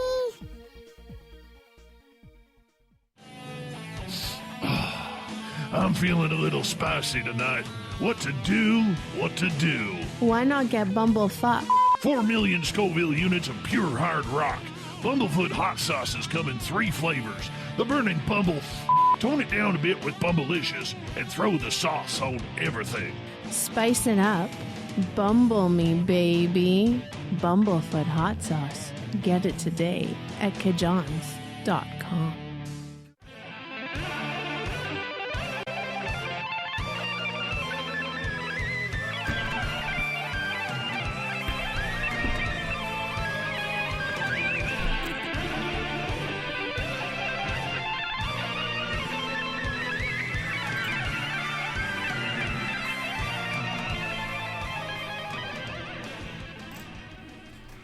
And we are back on Spaced Out Sunday with the Reverend Michael Carter. Oh, my. You know what I'd really like to do at this point, Michael, is to make sure that I get some information out about your actual congregation, your church, and how people can find you as well there, because I think people are, I tell you what, you're blowing up our chat room all over the place, and people are very interested in what you're saying and the fact that you are a faith-based, spiritual guy who's literally into the same thing that all of us are into. So, yeah, tell us a little bit about your church. Okay. It's located in Black Mountain, North Carolina. I live in Asheville, so it's about a 20-minute drive. It's called the Unitarian Universalist Congregation of the Swananoa Valley, but it's in Black Mountain. It's about 130 people, members, and it's not a UFO church, so I just want to be clear. I've had people come and visit, and I don't talk about UFOs from the pulpit, but my church is very, they've seen me on Ancient Aliens, they've seen, and people, there was one woman at one time who wanted to get fired because of it. And my board, they stood up for me, they said, listen, he's probably right, but he's not preaching this from the pulpit, he's not forcing it on anyone, so what's your problem? It's a very social justice-oriented church, but we feed the hungry, we try to clothe the naked, we try to live the teachings. But on any given Sunday, I might have a UU Christian sitting next to an atheist, sitting next to someone who doesn't know or doesn't care, and that's the challenge of being a UU minister. But sometimes I preach from the Bible, sometimes I'll preach about something I saw in the New York Times. Yeah. That relates today. So it gives me some freedom. I am a person of faith, but we do have people there who are not, but we respect each other. And I speak their language, and it's been a blessing. I use, my theater training as far as being able to get in front of an audience, and also studying, world religions, comparative religions. That's what I do. Yeah. And oh, that's fascinating. You know what? You know why? Literally, it's amazing. You literally have got the training, the acting training. You've actually rubbed shoulders with Sidney Poitier. And you've got the actual education as well with the MDiv. The actual training from the Union Theological Seminary. You are quite a unique person yourself. Well, I thank you for saying that. Again, you never see it at the time. I was talking to my girlfriend the other night. Just last night, and we were watching a football game, and she said, I said something, and she said, Michael, people, you got to take yourself a little more seriously. I kind of self-denigrate, and she says, people know you in the community. People respect you in the community. And I was like, you really think so? She says, yeah. So people want to contact me, they can go to my website, which is michaeljscarter.com. You can email me, michaeljscarter@gmail.com. I will get back to you, I promise. I don't check my website as much. And you can just type in Reverend Michael J.S. Carter on Amazon, and the books will come up. Oh, I'll bet. Now I'll bet there's a story there. Michael J.S. Okay, Carter. let me tell you. What is that? It's like a Jesuit. No, you know what happened? It's really kind of mundane. My mother's maiden name was Sherrod, Schaired. My name was Michael Jerome Sherrod. Not a lot of Sherrods in the Maryland phone book, which is where I'm from. But when my stepdad adopted me, because I didn't meet my biological dad until much later, and he's passed on now. When I met him, we got together. We had a great relationship for the time he was alive, and so I just said. But when my stepdad, his last name was Carter, so Michael J. Carter. But then I said to myself, but you're cutting out a whole part of your life. Yeah. It's no disrespect to your stepdad. He was my dad. He raised me, gave me my values and what have you. So I said, I want to reclaim that part. So instead of writing Michael Jerome Sharon Carter, which is a long name, I just put Michael J. S. Carter. That way I'm honoring everybody. Oh, I love that story. I'm glad I asked. Yeah, thank you. Yeah, no one's ever asked that. Well, not really. But yeah, that's how I got it. And, I realized, ancestors and, people that come before you, I'm standing on their shoulders. That's why at the beginning of the show, they're not my lineage ancestors, but they're human beings. And I wouldn't be here for Barry Downing's research into UFOs and didn't know about Reverend Virginia Rasington from right here in Asheville, and that they were the pioneers. Yeah. And I'm just walking behind them. Well, and that, what gave you the gumption to actually write that first book? That you really, that is a historic event when your book came out, and it took a lot of guts, I think, to do that. It did. I was scared. Another fear thing. And I had a small publisher in Arizona, Blue Star Publications, Barbara, I had the first publication, forgot her last name, Barbara DeBolt, capital D, small e, B-O-L-T. And she said to me, you're going to have to come out of the closet on this eventually. And in my book, I only talk about the initial contact but that's what spurred me on. And I think in some way, the spirit moved me. That you got to get this out. This is why this is happening to you. Because there are other people that are having this, and the fan mail I get or people talking, they're like, God, I can talk to somebody about this. Yeah. Another clergy person who's not going to say, what have you taught? And so I had to put my fear aside. Again, right? Yeah. He says, fear is the enemy. We think it's hate, but it's fear. and I had to put that aside, even though I remember telling a good friend of mine, we were in Boston, I was doing an anti-racism training, and she was a good friend, and I knew her partner at the time, and I told her about my experiences. And she had this purple Jeep, and we were up in Boston. I've never seen a purple Jeep, but she had a purple Jeep. And she said, Michael, I believe you. That was like her voice. It wasn't condescending, but it was like, and that's a fascinating story. She said, but if you want to have a career in the Unitarian Universalist denomination, do not ever tell anyone that story again. And I said, okay. And because I was going to little conferences. Before I had a book, I had written articles on UFOs in the Bible, and I would sell it for like $1, and because you had to have something written to be credible. And I was a minister, but I would not talk about my experiences. I would say, this is where my research has led me. And then Barbara DeBolt said, look, man, she didn't say it like this. You got to put your big boy pants on. you got it. I mean, that's the way I heard it. Yeah. You got to she didn't say it that way. You got to put your big boy pants on and come out with this. I did. And it was scary. And what was your experience once you finally did that and published the book at that time? I felt like I could lay my cross down. I felt like I could get the splinters off of my shoulder. I was like a burden, and listen, it's not even comparable, but yeah. I think the burden was lifted, And things started to happen. I remember when I was the diversity director at a hospital here, which will remain nameless, and I remember I was in my office and I got a call and I picked up the phone and I forget the gentleman's name. I have it written down, but he said, "This is so-and-so and so-and-so from Prometheus Productions in Hollywood, California. Is this Reverend Michael Carter?"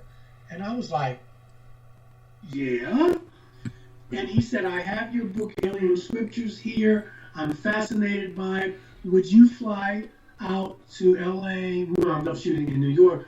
We have a show called Ancient Aliens, and we'd like you to come on. So, and Shirley MacLaine. And Mark had a lot to do with it in the sense Mark would book me for certain things. He used to be my publicist. Oh, wow. Yeah. And we met for the first time. I was called to speak at the Edgar Casey thing in Virginia Beach, and that's where Mark and I first met. Oh. I mean, face to face, but we met electronically. Yeah, yeah. And so, Eric Van Doniken was there, and I was getting, did this TV show and that show, and Steven Spielberg's Abduction Diaries, which led to Taken, which I wasn't in Taken, but I was in Abduction Diaries. And one day, someone asked me, "Can you send us your bio?" And when I listed everything, I was like, my God, I'm impressed by this. This is like another career. Isn't that's you don't get paid a lot. Yeah. And that's not why I do it. But I was just like, living in the present, but looking back, Kierkegaard, connecting the dots. I was being led, I believe. Yeah. So all these places to get my name out there. Yeah.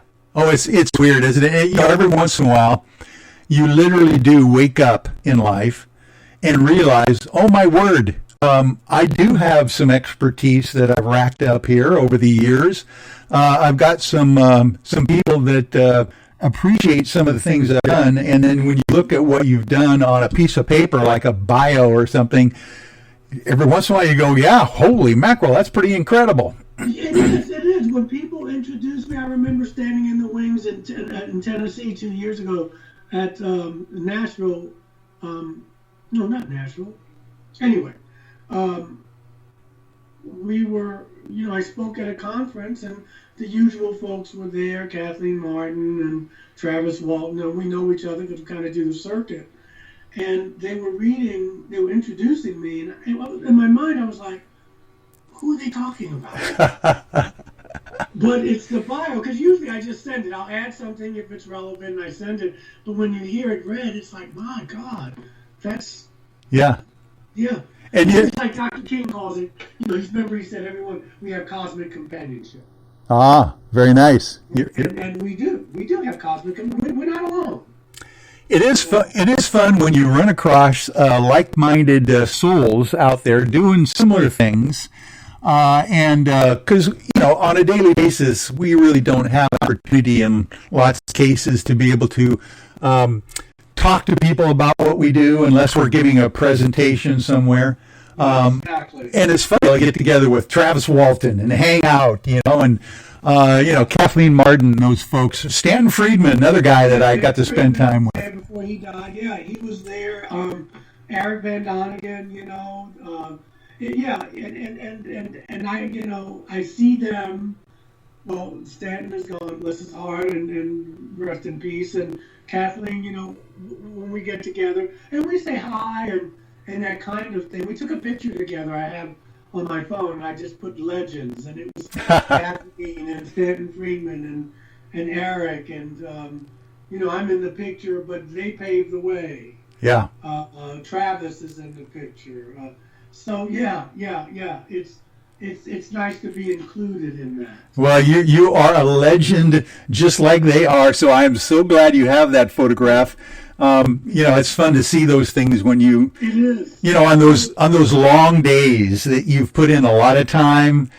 Every once in a while, you got to sit back and enjoy it. Yeah, and I'm learning to do that as I get older. That life is to be lived, and it's serious business, but it's also to be enjoyed. And I'm learning that as I go along. But I'm sure you can relate that, I think knowing that we are not here forever in this incarnation, that, it's precious. Yeah. Whether it's with your family or your spouse or your lover or your friends, the moments mean more. Oh, yes. Because you know that, there was a therapist who would play a lot, John Bradshaw.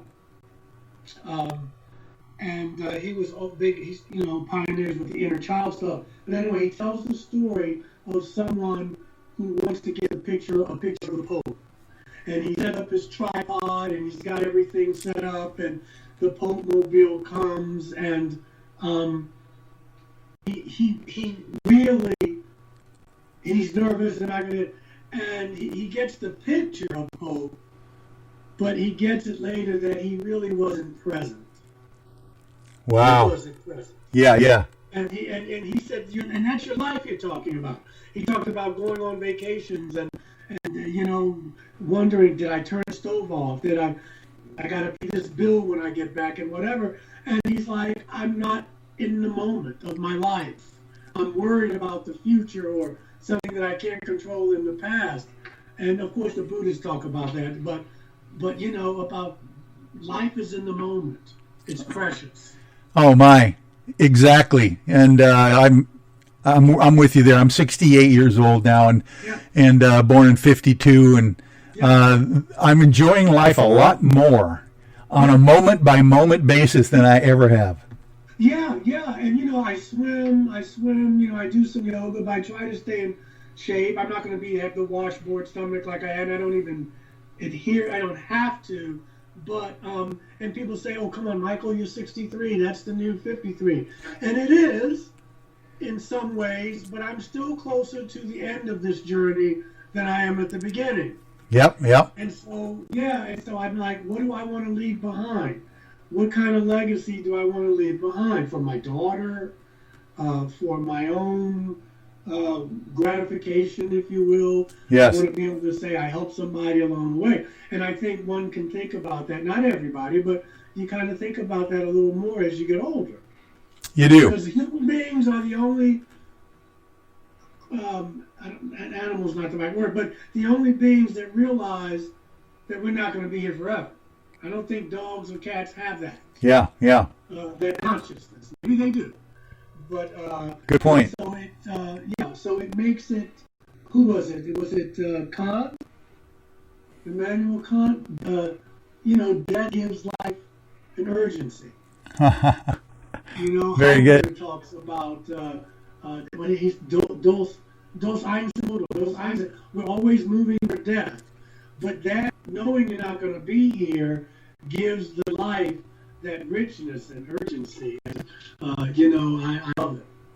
That brings up an interesting question I always love to ask my faith-based believer friends. And I don't want to put you on the spot here in this regard, but the idea of the potential reincarnation of our souls from experience to experience, maybe on this planet, maybe on others, I don't know. Is that something that you've contemplated well? I have, because, and I would say I adhere to it. From a scientific basis, Einstein says that energy cannot be destroyed, it can be transformed. Yep. And we are energy, if nothing else.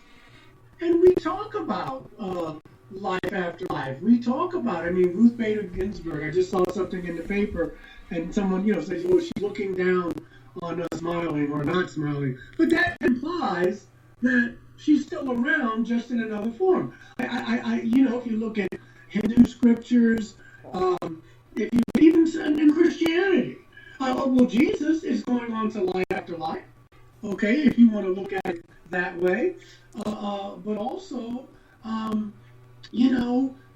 life is continuous, and we know that scientifically. Now, some people may say, well, I'm going to come back as a dog or what? I don't know about that, but I do know that consciousness goes on, and I look at like a great schoolhouse, and you come back and you maybe you come back on another planet, maybe you come back here, but you're learning. You're constantly learning until you go back to your source. So that is something, and one could argue that reincarnation, there was more of it in the Bible, and some of it was taken out. There's certainly hints of it in the New Testament. Yeah. I feel. Yeah, you're right there. I mean, I have heard, some of the Gnostic scriptures and some of the other things that were edited out at the Nicaea, council. Yeah. I mean, the story of Jesus on the way to Jerusalem, and he's talking to his disciples, and he says, "Who do you say that I am?" And they say, you're Elijah, you're John the Baptist, and then finally Peter comes up and says, "You're the Christ, the Son of the living God." And he says, "Well, it wasn't flesh and blood that revealed this to you." My point being is this: Elijah had been dead several thousand years. So how could Jesus be this person? And he didn't say, "What? How can I be Elijah?" He knew they were talking about, and John the Baptist had been beheaded maybe 8 months to a year before. Yeah. So how could he be John the Baptist? There's also the story, is it in Matthew? Anyway, the disciples are trying to heal someone. They're having a problem. Now, I may have these two stories mixed up. Anyway, there is one thing. They say, "Master, was a blind man. Who sinned? This man, was it this man or his..." Anyway, it was who sinned? This man or his parents? Yes, yeah. He was born blind. So just to ask that, what did he sin? He had to sin in another life to be born blind in this one. Very good. Ask the question. Oh, that is very good. I hadn't even thought of that as far as that scripture goes. Yeah, yeah. He was born blind. And Jesus didn't say, "What are y'all talking about?" I forgot the explanation he gave, but that's reincarnation. Yeah, yeah. He sinned in another life. Oh, I just love, Michael, the way you can pull those little gems out of Scripture and literally explain it, with the idea that this is much broader, Jesus' teachings than anybody ever thought of. Yes, with the caveat that I could be wrong. This is just another way of looking at it, and that's why I got this, starting looking at things after these contacts. For instance, there is no Jewish religion until after the Exodus. Ah, yeah, right. Now, remember the Exodus. They're following a UFO. Yes. That parts the Red Sea. Yes. The pillar of cloud by day, right? And sometimes these craft hide in the camouflage in clouds. Yeah, yeah. The pillar of fire by night. It hovers. They camp out underneath. Nighttime, they camp out. They give them a little manna, whatever they're giving them to eat from the ship, and they go. So we can say whatever we want to say, but it's at least unidentified, and it's flying. And then Yahweh gives them, if you're going to be my people, these are the rules you need to follow.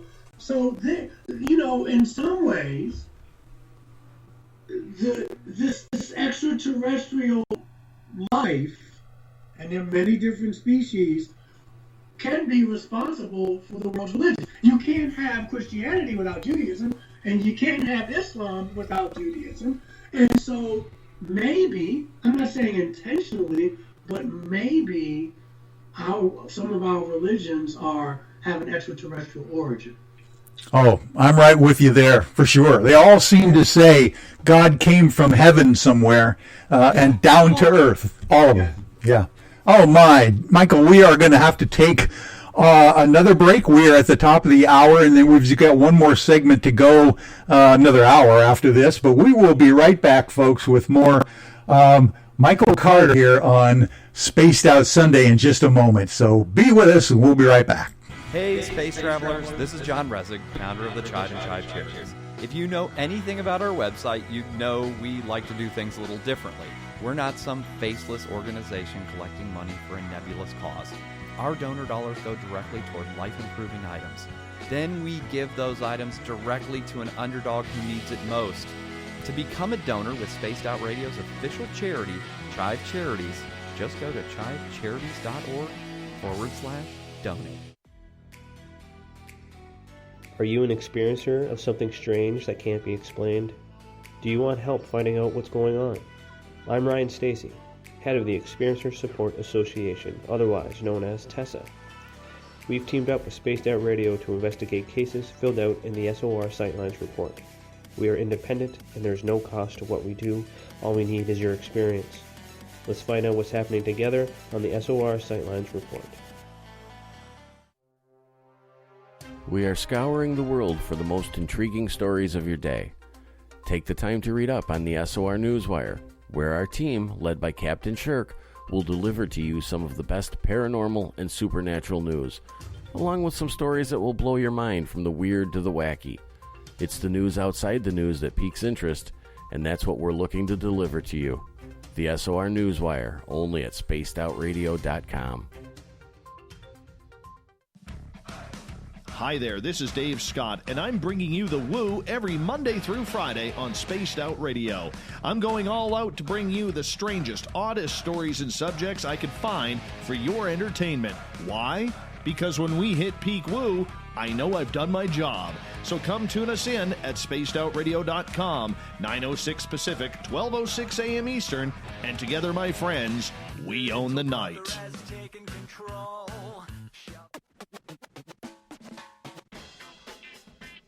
The SOR Vault is open for business, and do we have some cool swag for you to pick up?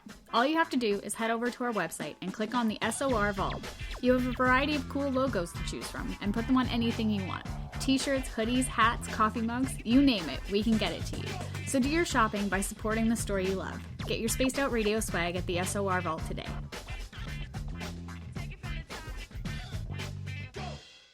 If you like it hot, real hot, then heat up your meals with Bumblefoot hot sauce. Get your Bumblefoot hot sauce today. The sauce, Bumblicious, and the 4 million Scoville unit Bumble. We're going in hot, real hot, coming out even hotter. Keep the milk nearby and tantalize your taste buds tonight. Bumblefoot hot sauce, available now at kajans.com. Hello, space travelers. It's me again, Carl. Don't forget to join the Space Travelers Club for just $5 a month and follow Spaced Out Radio on Twitter at Spaced Out Radio. Our Instagram, Dave Scott SOR. Our Facebook page is Spaced Out Radio Show. Our archives are free at youtube.com/Spaced Out Radio. Come woo it up with Spaced Out Radio today. Bye!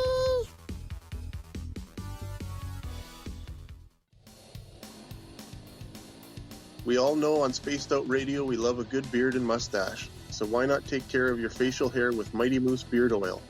Made in Canada, we're taking care of beards and stashes around the world. We use 100% natural ingredients with our oils and balms to make your whiskers feel silky smooth. Use promo code SOR2019 at MightyMooseBeard.com today.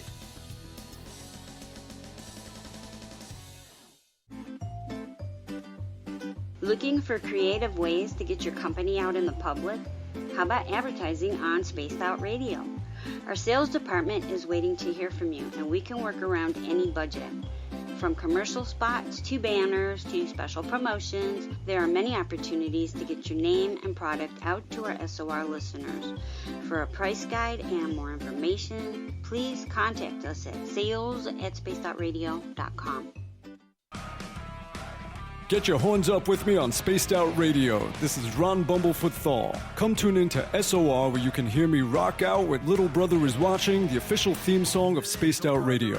And then come on over to bumblefoot.com where you can find out about my tour schedule, my music, and everything else. Bumblefoot.com keeps you up to date on what I'm doing and the best way to stay in touch with my music and music camps. Sign up for my newsletter at bumblefoot.com and remember, Little Brother is Watching. Hi, this is Amber Beckrud, and I want to invite you to subscribe to our YouTube channel where we store all of the SOR show archives for free. And as an added bonus, every 2 weeks I'm posting brand new content on Cryptid Tales, where I will get into some of the spookier legends and folklore from around the world and tell the stories that go with them. Find us at youtube.com/spacedoutradio and check out Cryptid Tales today. Drop a comment and let me know what you want to hear. See you there. For the price of 1 cup of coffee a month, you can become an SOR Space Traveler. The Space Travelers Club is a place where you can interact with other listeners, either live during the show or on our great forum. We want your stories, pictures, comments, and ideas. You'll get live video streams, exclusive content, and be a part of our newsletter. Stay in touch with everything SOR. The Space Travelers Club is just $5 a month at spacedoutradio.com. Hey everyone, I'm John Edwards. And I'm Stacey Edwards. Together we're taking over Saturday nights on Spaced Out Radio, where we're going to bring our own experiences of the paranormal and talk to the best people we can find to help bring you answers to your strange tales. We're here to entertain your need for weekend woo! So tune us in at spacedoutradio.com starting at 9:06 Pacific, 12:06 a.m. Eastern, where we can all get a little spooky together. Spaced Out Saturday nights right here at spacedoutradio.com.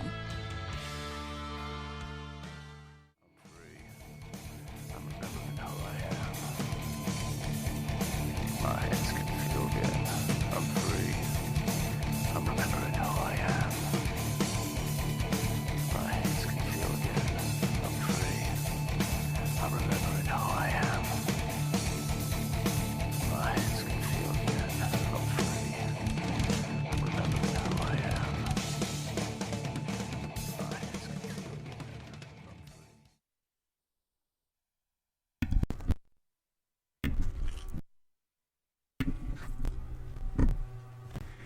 Okay, a little dead air there. Sorry about that, Michael.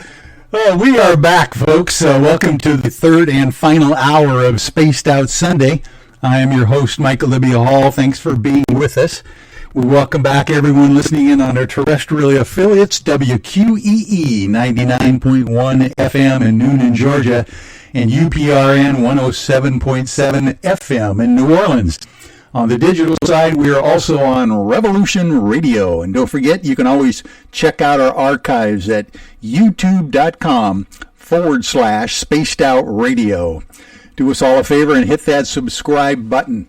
Our website is spacedoutradio.com, where we have a plethora of features for you, including rocking out to Bumblefoot, shopping at our Spaced Out Radio store, and catching up on SOR Newswire, and so much more. And here we are back with Michael Carter. And let me see if I can get you, Michael, back on the main page with your video so I can get you. There we go. I think we're not quite. What did I do here? I want to get you back on the big screen. How do I get rid of that? There we go. Now I can get you on the big screen. There we go. And, oh my. This is it. Our last segment here. Last hour to go. I can't hear you. Oh.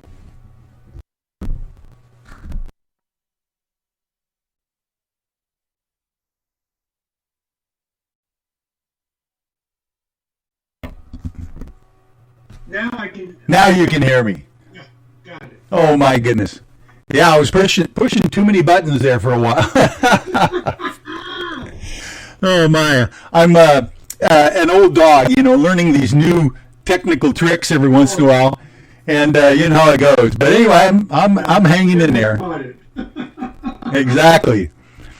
Well, now we have an opportunity, I think, to really get into, if you would like. I would love to ask some really specific, not specific, but I want to really get down to Scripture. I want to get down to some of the things that you have been interested in telling people about in your books, in your lectures and your sermons, when you're talking about the UFOs and the Bible.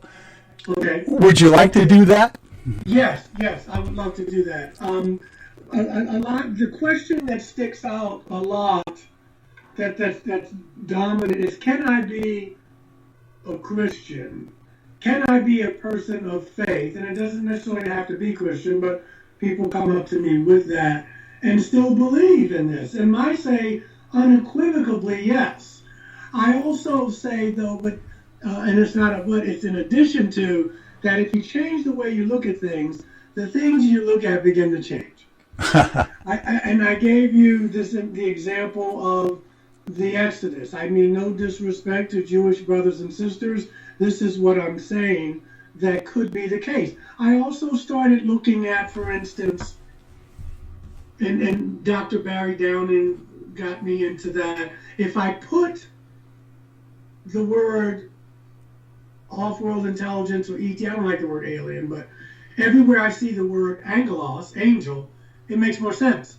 Because angelos, and it's messenger in Greek, it's malchos in Hebrew. I'm probably tearing that pronunciation up. But my point is that, and so I want to be clear, because I know people who have written to me and said, I'm not saying that these beings didn't have wings. All I'm saying is nowhere in the Bible does it say they have wings. I think our ancestors were trying to tell us in the nomenclature of their time that these beings flew. Yeah. Good point. Okay. Very good point. Yeah. And I just want to be clear. I'm not saying that angels don't have wings. And then I started looking at certain things. For instance, I'm looking in chapter 13 of Judges. And, of course, this is the birth of Samson. Now, we don't get the angel's name, but we also don't get the woman's name, because women were not liberated then, and their names didn't really matter. But the angel of the Lord appears, chapter 13, verse 3, to the woman, and said to her, Behold, you are barren, and have borne no children, but now you shall conceive and bear a son. Well, we also hear that in the time of Jesus. Okay? We also hear it several thousand years before that with Abraham and Sarah. Remember, but Sarah doesn't believe it. And the angel says, Is there anything too difficult for the Lord? You didn't believe it. She says, Oh, no. I didn't laugh. Oh, yes, you did laugh. Oh, no, I did. So, and it's wonderful, because everywhere these angels go, women get pregnant. Exactly. Especially, yeah. They're all older. They're menopause. But, everywhere an angel shows up, boy, this woman's pregnant.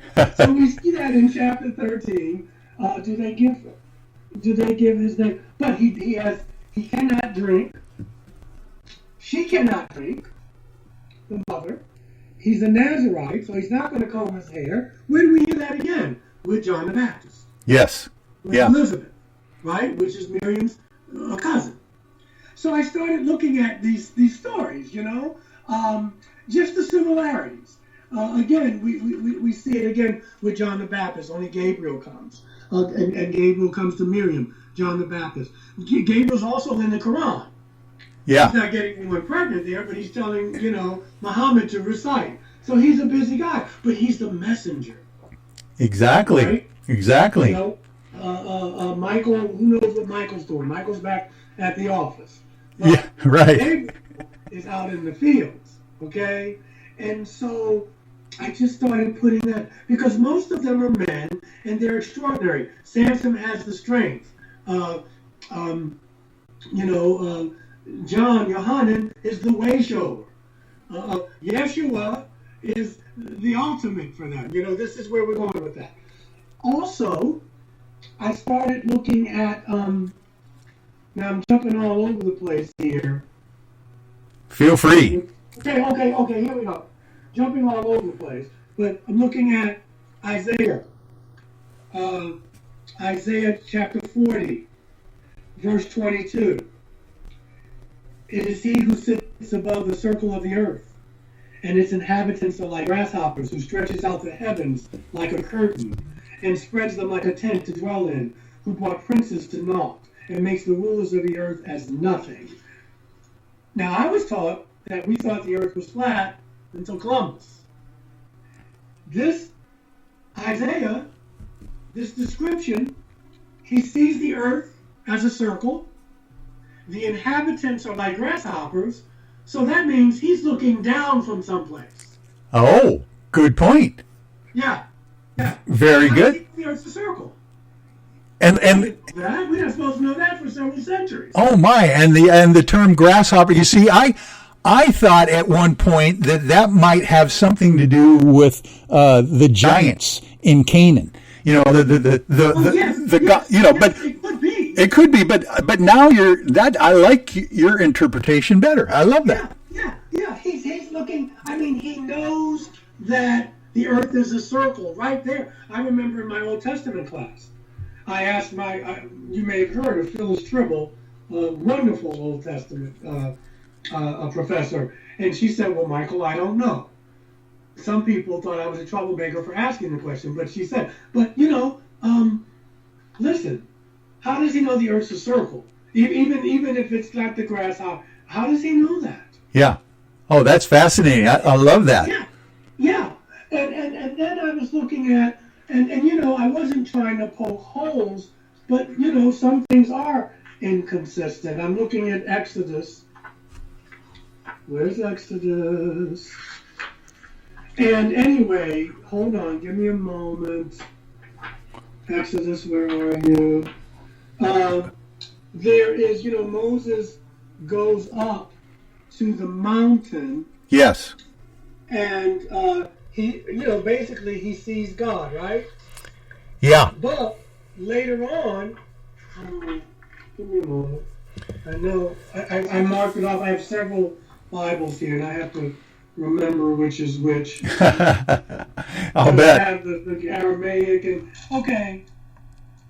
Oh, here it is. And it's not to make fun but it did get me to thinking. In Exodus 33, verse 11, it says, and this is the RSVP, so the translations are pretty much the same. I have the Aramaic here in the Hebrew. Verse 11, thus the Lord said, the Lord used to speak to Moses face to face as a man speaks to a friend. But then, in verse 20, he says, you cannot see my face, for man shall not see my face and live. So there's a little contradiction. Right. Yeah. Yeah. Very interesting. Yeah. So, if I just saw you face to face, now I can't see you. So I just started looking. Of course, we can go into, when we're talking about Ezekiel, there's a wonderful book by Joseph Blumrich. I'm sure you've heard of it, called The Spaceships of Ezekiel. He was a NASA engineer. Yes. He took the metrics, and it's copyrighted, but you can Google it. He took the metrics of what Ezekiel said he saw, and when he drew it, it looked like a spaceship. Yes, I've seen that rendition that he did in that book.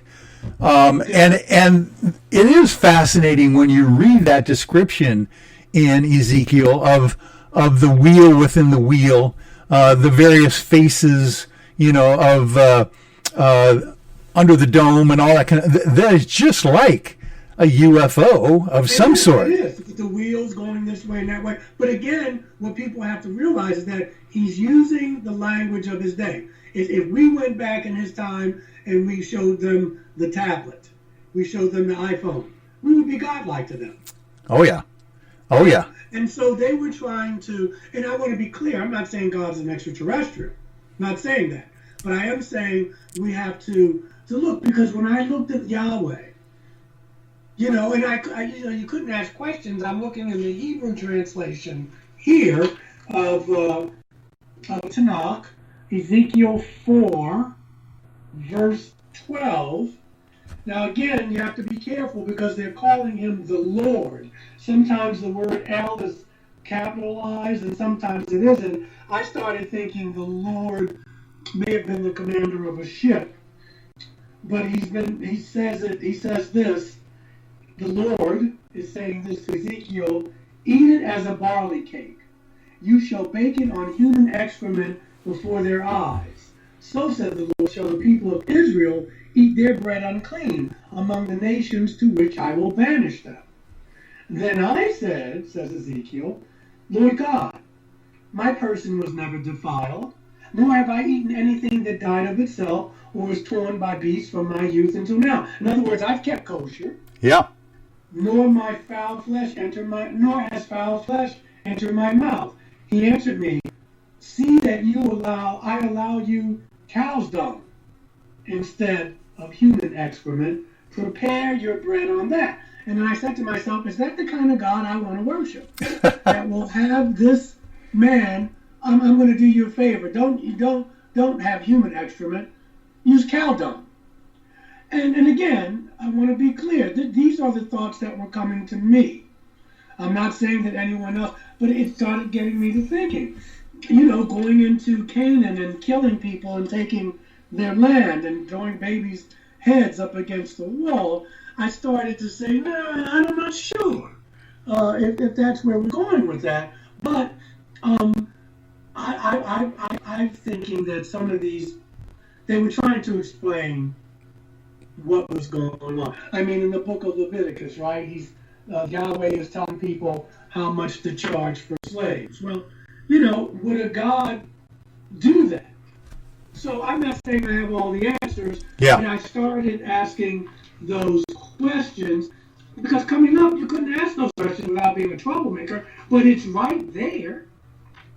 If we want to go to less well, it's all controversial, but less controversial, you know, by the time of Jesus, you know, they're not saying, look at the pillar of cloud by day, the pillar of fire by night. They're just saying cloud. Like we don't always say, look at the unidentified flying saucer. We just say, look at the ship, look at the crab. And Jesus leaves on a cloud. Right. He leaves on a cloud. Okay, and they watch him being taken up into heaven. So if we want to take it literally, what did he get on? I mean, they weren't that ignorant. They knew that people didn't walk on clouds.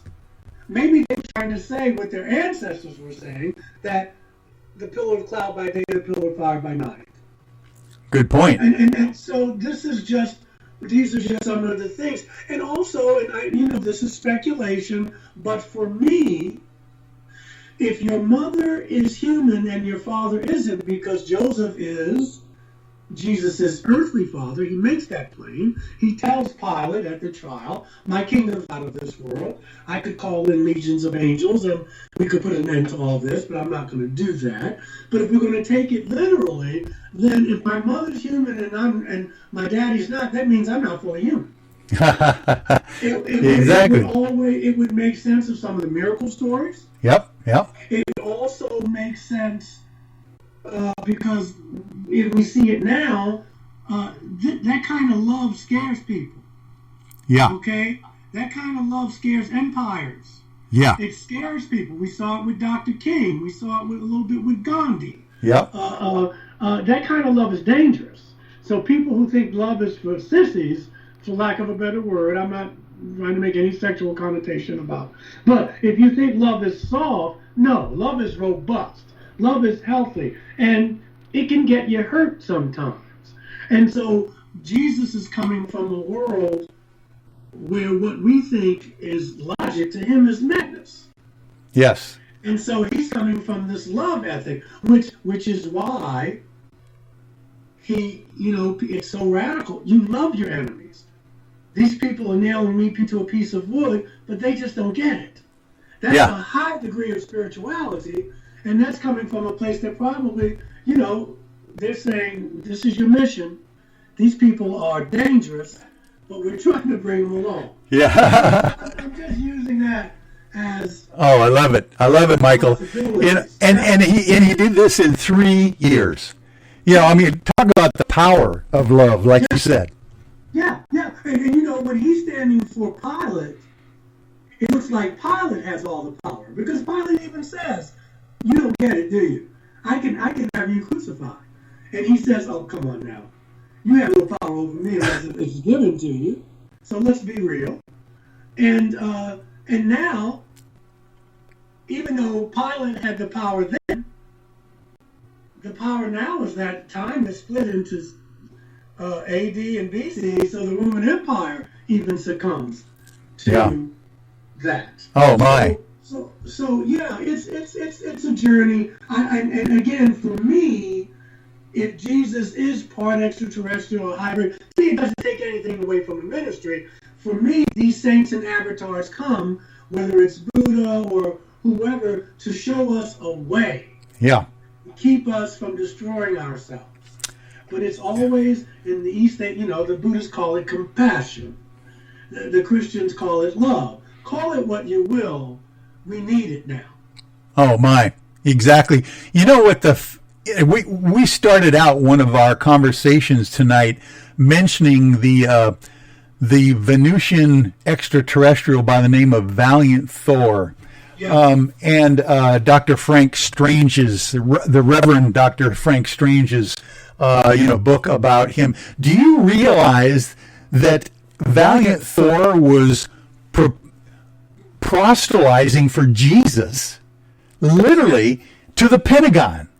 I mean, that's the testimony in Dr. Strange's book that even these Venusians on the planet in our solar system believed that Jesus was a messenger here to us, and not just the Earth, but the universe is what he's talking about.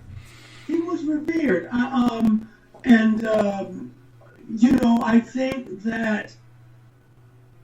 that message resonates with some people. Some people look to others, and I don't think there's anything wrong with that.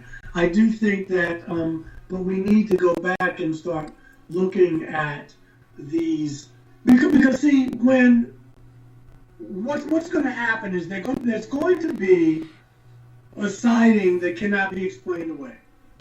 Right. Okay. And religion and the Pentagon, they're going to have to scramble to make sense of it. Now, they're smart people. They're probably thinking now, well, what can we do to control this situation? But, it's going to be with religious folk, how do we make sense of this? Exactly. And we have to put away the fear that maybe Christianity won't be so unique, or maybe these beings have another way of looking at life and energy, and that it all fits in or it doesn't. But I think we're going to have to start looking at this, and because people are going to want answers. Yeah. No, people, I believe, matter of fact, if we lose the faith-based community on our planet here, we're in a world of hurt. So we're going to have to figure out, folks like yourself are going to be at the vanguard of the new paradigm shift when the truth actually comes out. I believe very shortly is what I'm thinking, with the Pentagon and the Department of Defense, and they're now even confirming that they are in possession of the military of off-world craft, not made of this world, not by human hands. That's the quote, in the Admiral Wilson smoking gun memo document. So literally, I think that is going to be your calling in a very short period of time here to help people get over the paradigm shift. I'm humbled that you say that. I remember Stephen Bassett. I still can't let that in for some reason. I don't know. Well, I remember Stephen Bassett saying that to me at this conference in Tennessee, when he said, you're going to come to Washington, and you're going to, I want to be there to help that. As long as it's from a peaceful, because the thing with the military is, and they're trained that way, that it's a threat.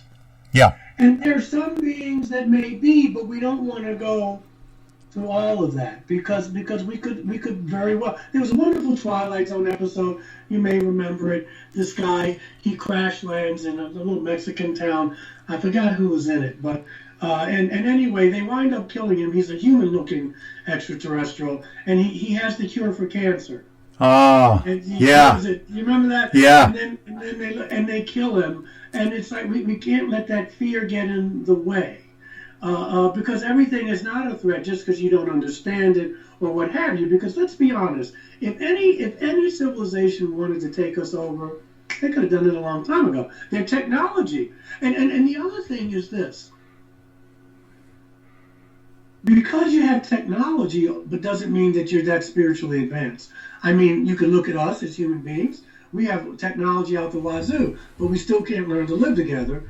But also, some of these beings who may not be as kind or what have you, they have technology, but they may not be as spiritually advanced. And so that's what you want. You want both. Yeah. You want both. And you can have that. There's some beings who have that. Well, I would assume so. My goodness, Michael, we are going to take our last final break here, and we're going to be right back. So stay with us, folks. We're going to be back with Michael Carter in just a moment.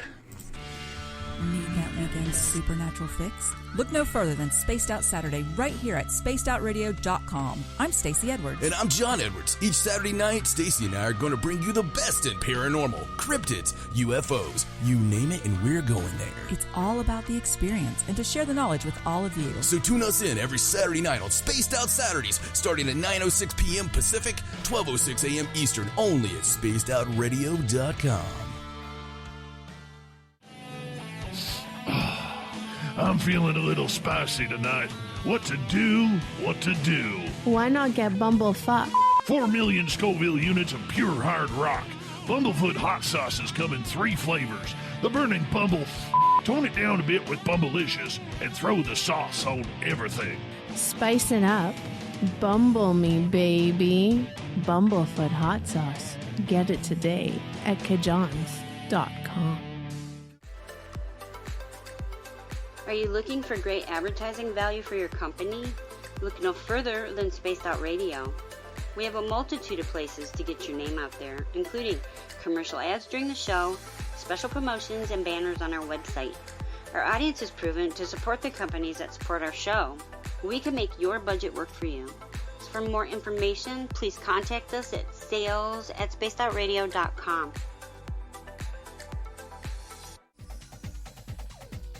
Hey everybody, the SOR Space Travelers is open. For just $5 a month, you can hang out with Dave and our crew privately in our members-only section. With your signing, you'll receive newsletters on what's going on with Spaced Out Radio. You'll have direct contact with the host during the show in our chat, live streaming videos, and a great forum for your posts and more. Become a space traveler now at spacedoutradio.com.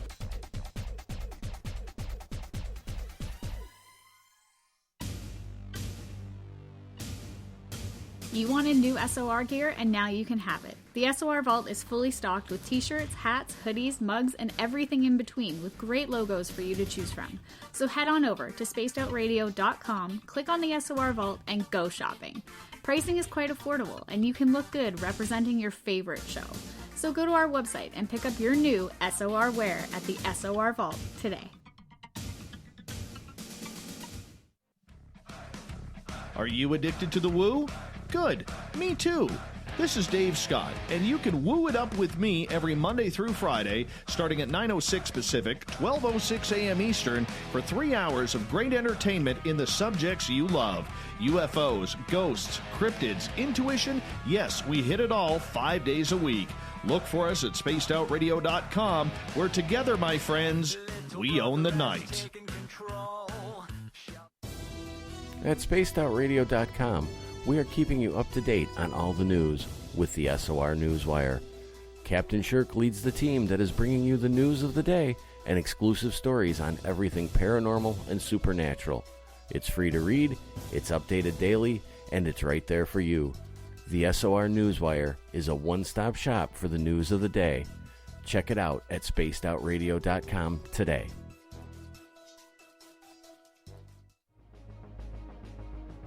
Hello everyone, this is Ryan Stacy from the Experiencer Support Association, otherwise known as TESSA. We're glad to team up with Spaced Out Radio to help investigate your experiences on the SOR Sightlines Report. Together, we'll investigate the strange sightings and occurrences you've had. We're looking for answers just like you. So fill out a Sightlines Report on the Spaced Out Radio website and let's figure out what's going on together. Hey Spaced Out Radio fans, it's John Resig, founder of the Chive and Chive Charities. Our goal is to make the life of veterans, first responders, and those with rare medical conditions 10% happier. We do this by donating one grant item, ranging from dance to therapy programs to prosthetic limbs, to those who need it most. To contribute to Spaced Out Radio's official charity, head over to chivecharities.org and become a donor today. Hello, this is your guitar man, Ron Bumblefoot Thaw, and I have to tell you, I love the response I get for Little Brother is Watching from Spaced Out Radio fans. It's amazing how music can inspire and make people think deeper about what's going on in the supernatural world. You can head over to my website, bumblefoot.com, to check out my music, my guitar workshops, my touring, even check out some of the hot sauces that I'm working on. And make sure you keep on listening, because with Spaced Out Radio, you know Little Brother is watching. From the heartlands of Canada to beards around the world, we know how to take care of you. Fill your follicles with the Mighty Moose Beard Oil. All our oils and balms are handmade and 100% natural ingredients because we care about your beard. And hey, use the promo code SOR2019 and get your Mighty Moose Beard Oil today. You can check us out on our website, mightymoosebeard.com.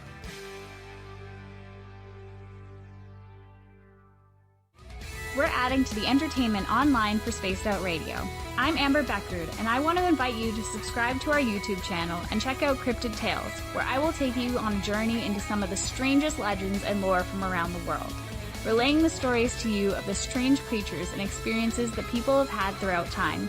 You can find Cryptid Tales at youtube.com/Spaced Out Radio. And while you're there, don't forget to check out our free archives and leave a comment. See you there.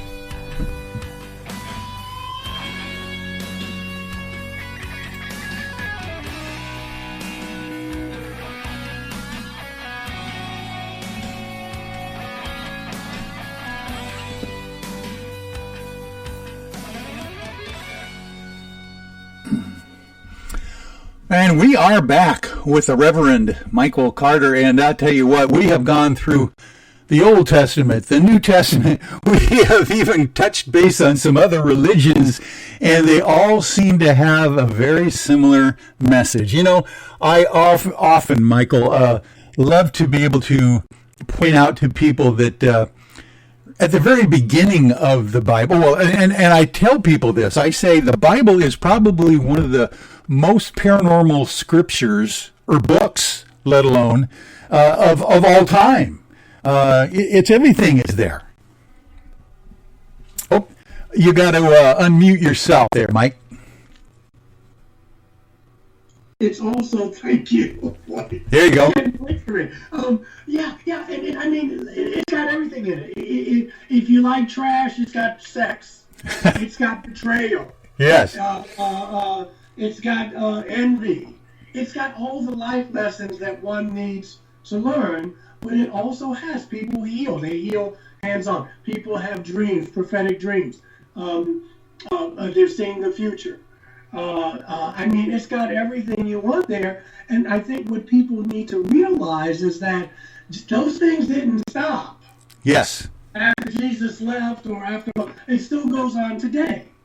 Yes. You know, my sister, for instance, my half-sister, she's evangelical. She's a very, very psychic woman. But she does not like the word psychic. It's something demonic about it. So I have to use the word that she's a very sensitive person. She has prophetic dreams. She has these, and those are gifts. Oh, everybody has gifts, like Paul said. And I'll bet she speaks in tongues as well. I went to an evangelical, Pentecostal church myself for many years. Yeah, she does. And you know, she's not big on me talking about UFOs in the Bible or even Reiki healing for that matter. So we love each other and we get along. We just see those things along different lines. But the Bible has everything you want in it. Ghosts, Samuel dying and coming back. Bingo. References to reincarnation. Wars and rumors of wars. You know, anything you want. I mean, you know, there's in the literature women who have not had sex for a long time and they wind up pregnant. They have a dream and they wind up, and doctors have signed off on this. Well, we have women in the Bible. I had a dream where this person visited me, haven't had sex in 100 years and I'm pregnant. This stuff goes on, and I think we have to realize that what we think may be paranormal, or you know, that's a word trying to describe it, but maybe there are laws of physics that we just don't understand. When a person can walk through my wall. Bingo. Okay, no, that's, you know, the atoms are, you know, when I walk out of here, I go through a door. I open the door and I walk out. I don't try to walk through my walls. I'm not that evolved. Or walking on water. I mean, you know, the same principle, you know? Well, that's what I'm saying. And I think that again, if we make room for the extraterrestrial hypothesis, that the Bible comes alive in a different way. And I'm thinking that we don't have to swallow it whole, but it has to be, again, if you change the way you look at things, the things you look at begin to change. Yes. And you see another paradigm. And it doesn't mean that you're not faithful. It doesn't mean that Satan has you by the short and curlies. You're just saying, the scales are falling from my eyes. There's another way to look at this. Oh. It may not be the way. It may not be the only way, but there's another way to look at this, because we're seeing things in the sky, and they just didn't happen after Kenneth Arnold saw the flying saucer. If they're visiting us in 2020 CE, or however you like AD better, then they were visiting us in BCE 2020, and before that.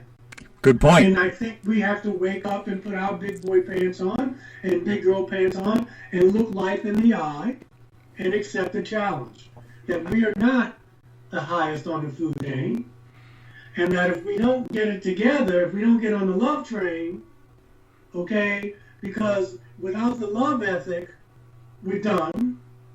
And we have to say, okay, maybe this is bigger than us. Maybe the God that I think is bigger than this. Maybe there's all kinds of stuff out there. And I'm not going to limit this energy to just this. Yeah, exactly. And, you know, I often wonder, indeed, if this disclosure is going to happen soon. Maybe the government is preparing us for something like that. What indeed would be the newer testament that literally would reflect the truth of who God is, and maybe even Jesus has a major part to play in that newer or newest testament that we are all going to have to deal with potentially. Who knows? Yeah. I feel that, you know, well, again, okay, we're in the West, so we've got the Jesus story.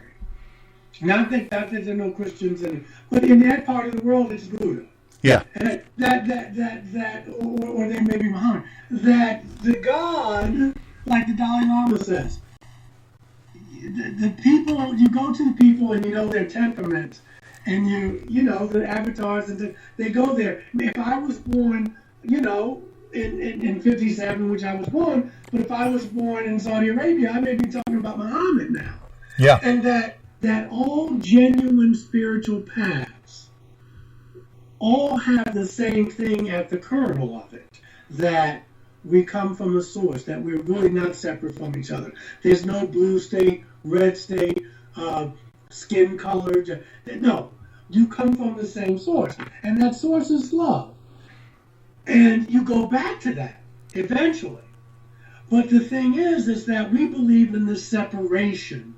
I'm separate from you. You're separate. We may have different beliefs, but we come from the same source. And the biggest illusion is that there's never enough and that I'm separate from you. And so if you get more than that, that's less for me. I can't have that. Yeah. Or you're different from me. And we're going to kill each other over this if we don't get it. Because listen, you and I both know. I know I have Jewish friends. They're in the shul, and they're a Friday night. I have Muslim friends. They're you know, they have their worship on Friday night. Wednesday night's Bible study night in Christianity. And we know people who follow the rules, but some of them are the most difficult, hateful people you've ever run across. So I know I will hear what you say you believe, but I'm going to look at the way you live your life. Yep. Because that's the sermon there. You know, I know people who do everything. I'm in Bible study on Wednesday. If I'm Jewish, I'm in temple on Friday. I'm in the mosque on Friday. You know, if I'm Muslim, and they will treat you like the gum on the bottom of your shoe. So it's not so much about what you believe, because you'll live what you believe. Yeah. And that's what I look at. And people will look at my life the same way. At the top of the show, Just because I've had UFO experiences doesn't mean I'm any holier or whatever than anybody else. You're going to look at the way I live my life. Yes. Michael, yes, you've had these things. I've read your book. Kudos. I love it. But I'm looking at how you live. Yeah. And in reality, that's kind of how humans relate to one another, not necessarily putting up someone on a pedestal, but they want to know, is this person real, to begin with? Or can I relate to them? Yeah. A wise rabbi once said over 2,000 years ago, by their fruits, you shall know. Yes, very, very well said. Yeah. By their fruits, you shall know. And isn't that interesting? That also applies, I believe, to the idea of, are there good extraterrestrials or are there bad extraterrestrials? Let's look at their fruit, That's right. And people can say, yes, like Shakespeare, but the devil will have power to assume a pleasing shape. Of course. We're not saying that. Sometimes you get played. But basically, people will show you who they are. Maya Angelou says, when people show you who they are, you need to believe them. And so, and even in good and bad, sometimes maybe those words can get in the way, but you take people as they come. I told you about the thing with the needle in my head, and then 10 days later, they obviously they listened because they did another. They didn't say we're not going to do another injection. They just said whatever they said, that it's not going to hurt. Yeah. Okay? The first part to me was bad. There was pain back in my head here. So we also have to look at when fear gets in the way. If I'm looking through the lens of fear, and I'm not, yes, you got to be afraid of some things. I'm not trying to be, but courage is moving on despite the fear. Okay. Yeah. And so if I'm looking through a lens of fear, I'm going to have a problem for every solution. Oh, yeah. Okay? Yeah, because I'm walking through my life with fear. And that's going to color, if the only tool I have is a hammer, everything looks like a nail. And that's going to color all of my interactions. I'm going to come from a fear base. Dr. King was the only person that said it, but the most important question we have to ask ourselves, it may have been Einstein, I'm not sure, is the universe a friendly place? Because the way you answer that question will color the way you look at life. Yeah, very good. You're right. I mean, the way we do our technology, the way we expand ourselves is going to be colored by our outlook when we start. Yes, yeah, and this is what quantum physics says, that we co-create. So if I look at the world, if I wake up tomorrow and I say, life is a you-know-what, and then you die, my experiences are going to reflect that attitude. Yes. Right? And you know what? If I wake up and say, boy, it's another day, it's an adventure, I'm going to be open to that.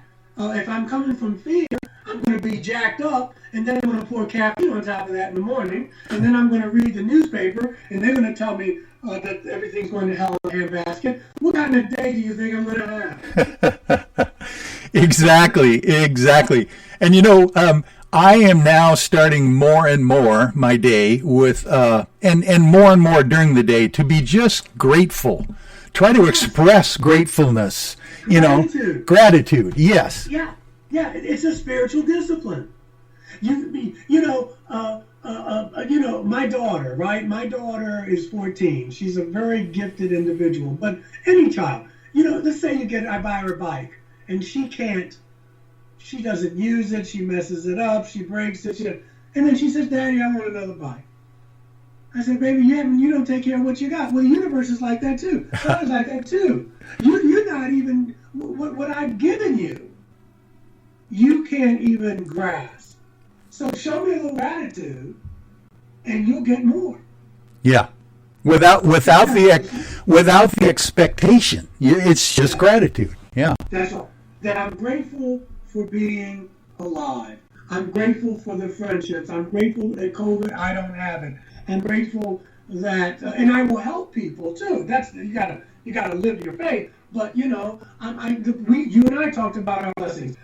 You're retired. You're busy. Shows like this help raise the frequency of the planet. it helps to raise the vibration. I can work from home. I'm very fortunate. There are people who have to go out here every day, risk their health, can't get unemployment insurance. I mean, don't get me started. And so who's essential, who isn't? And so I wake up and I say, thank you. Thank you. I can go from there. Yeah. And I'm grateful, the attitude of gratitude, any spiritual discipline. Oh, yeah. We'll say that one must be genuinely thankful. Don't say thank you if you don't mean it. But once you have that attitude of gratitude, the world opens up before you. You know, there's some scientific experiments I've seen with water.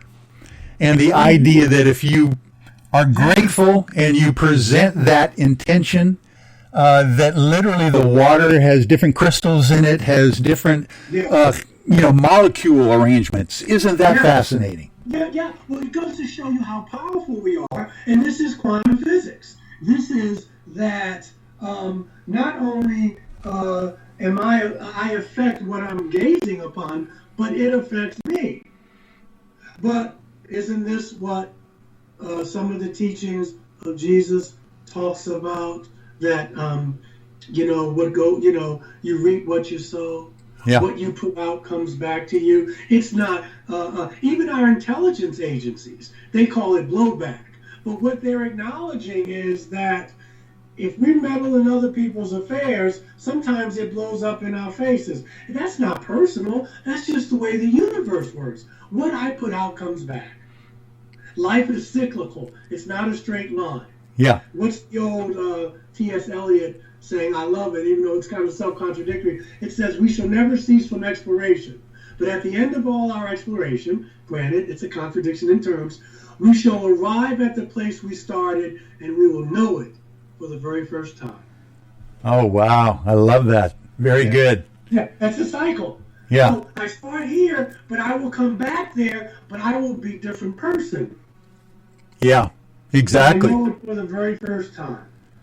And when we now start thinking about the idea that time might not be linear as well, all this stuff seems to be making more sense in that regard. Yes. And see, ancient people, they knew this. See, that's why I reject the term New Age. No, it's not new. It's just that we're just getting it.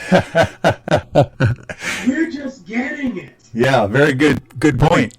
Nothing. This is ancient wisdom being rediscovered. Nothing new under the sun, for sure. Well, Ecclesiastes tells us that, but it also tells us there's a season for everything. Yes. Yeah. Oh, fascinating stuff, Michael. This has just been an amazing fast 2.5 hours, 3 hours altogether.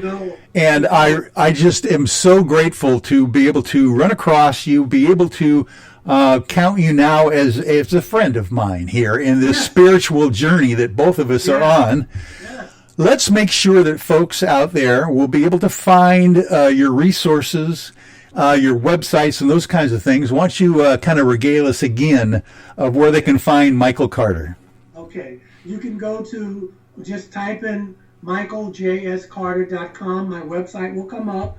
You can write me on the website. I do respond. I just don't check it as often. Or you can go to michaeljscarter@gmail, and I respond. Believe me. And my books are on Amazon. I have 4 books on Amazon. There's another book that I wrote a chapter in. It's called Beyond UFOs. It's by the Edgar Mitchell Foundation. Oh. I have a chapter in it on the spirituality of the contactee. Wonderful. And check out Ancient Aliens. They're showing repeats, but they're still showing some old stuff that I've done, and hopefully I'll hear from them and go back on. I just want to say this, really, it's a lot going on in the world today. There's a new world being born. Stay on the love train. I got tickets if you need it. But if we don't use that, and I know that's hard to do, but and for me, love is like M. Scott Peck. When I extend myself for the well-being of another human being, because there's so many definitions of love. But I like that one. When I extend myself for the growth of another human being. But that's what we need. It's powerful. It's not a sign of weakness. It's not bosh. People have died because of it. But you're going to need it for what's coming, because we got some days ahead. Oh, man. You're gonna, like Dr. King said, we got some difficult days ahead. Yeah. But that doesn't mean that that we can weather these storms and come out on the other side, hopefully, a more loving, a more forgiving, a more authentic species, or at least human beings. Oh, definitely. Oh, my goodness. I'm looking forward to the opportunity to watch you down the road here as these new revelations seem to be coming from the Pentagon, from the Department of Defense and the military, and things are happening so fast right now that personalities and spirits like yourself are going to be well needed here in the very near future, I think. So, Michael Carter, thank you very much for being with me tonight.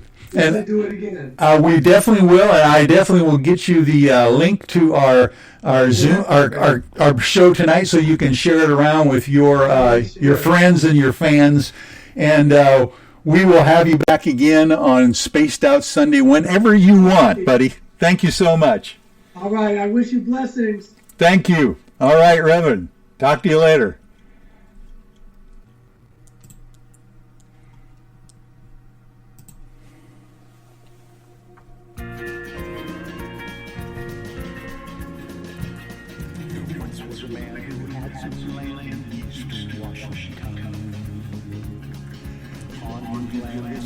He had a deep dark pond.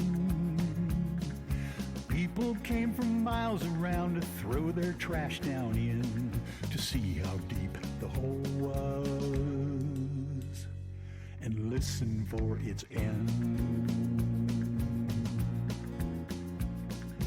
Then one day, that fateful day, they forced Mel off his land. They paid him off and sent him off down under with a plan. They hid Mel's hole and covered it up so ne'er it could be found, so no one would ever know what's deep down in Mel's ground. Yippee-yi-yay, yippee-yi-oh. There's no bottom to Mel's hole. So if you chance to find yourself in Eastern Washington, I want to remind everyone that Mr. Ron Bumblefoot Thal is the official music of Spaced Out Radio, rocking us in and out of every single show. You can find out more information and music at bumblefoot.com. A special thanks to everyone listening in at home, in your cars and at work, in the chat rooms, wherever you are around the world. Remember, this show is currently copyrighted by Spaced Out Radio and SOR Media Ventures Limited. Thanks for sharing your evening with us, folks, because together we own the night. Thanks for being with us on Spaced Out Sunday. We will see you next week.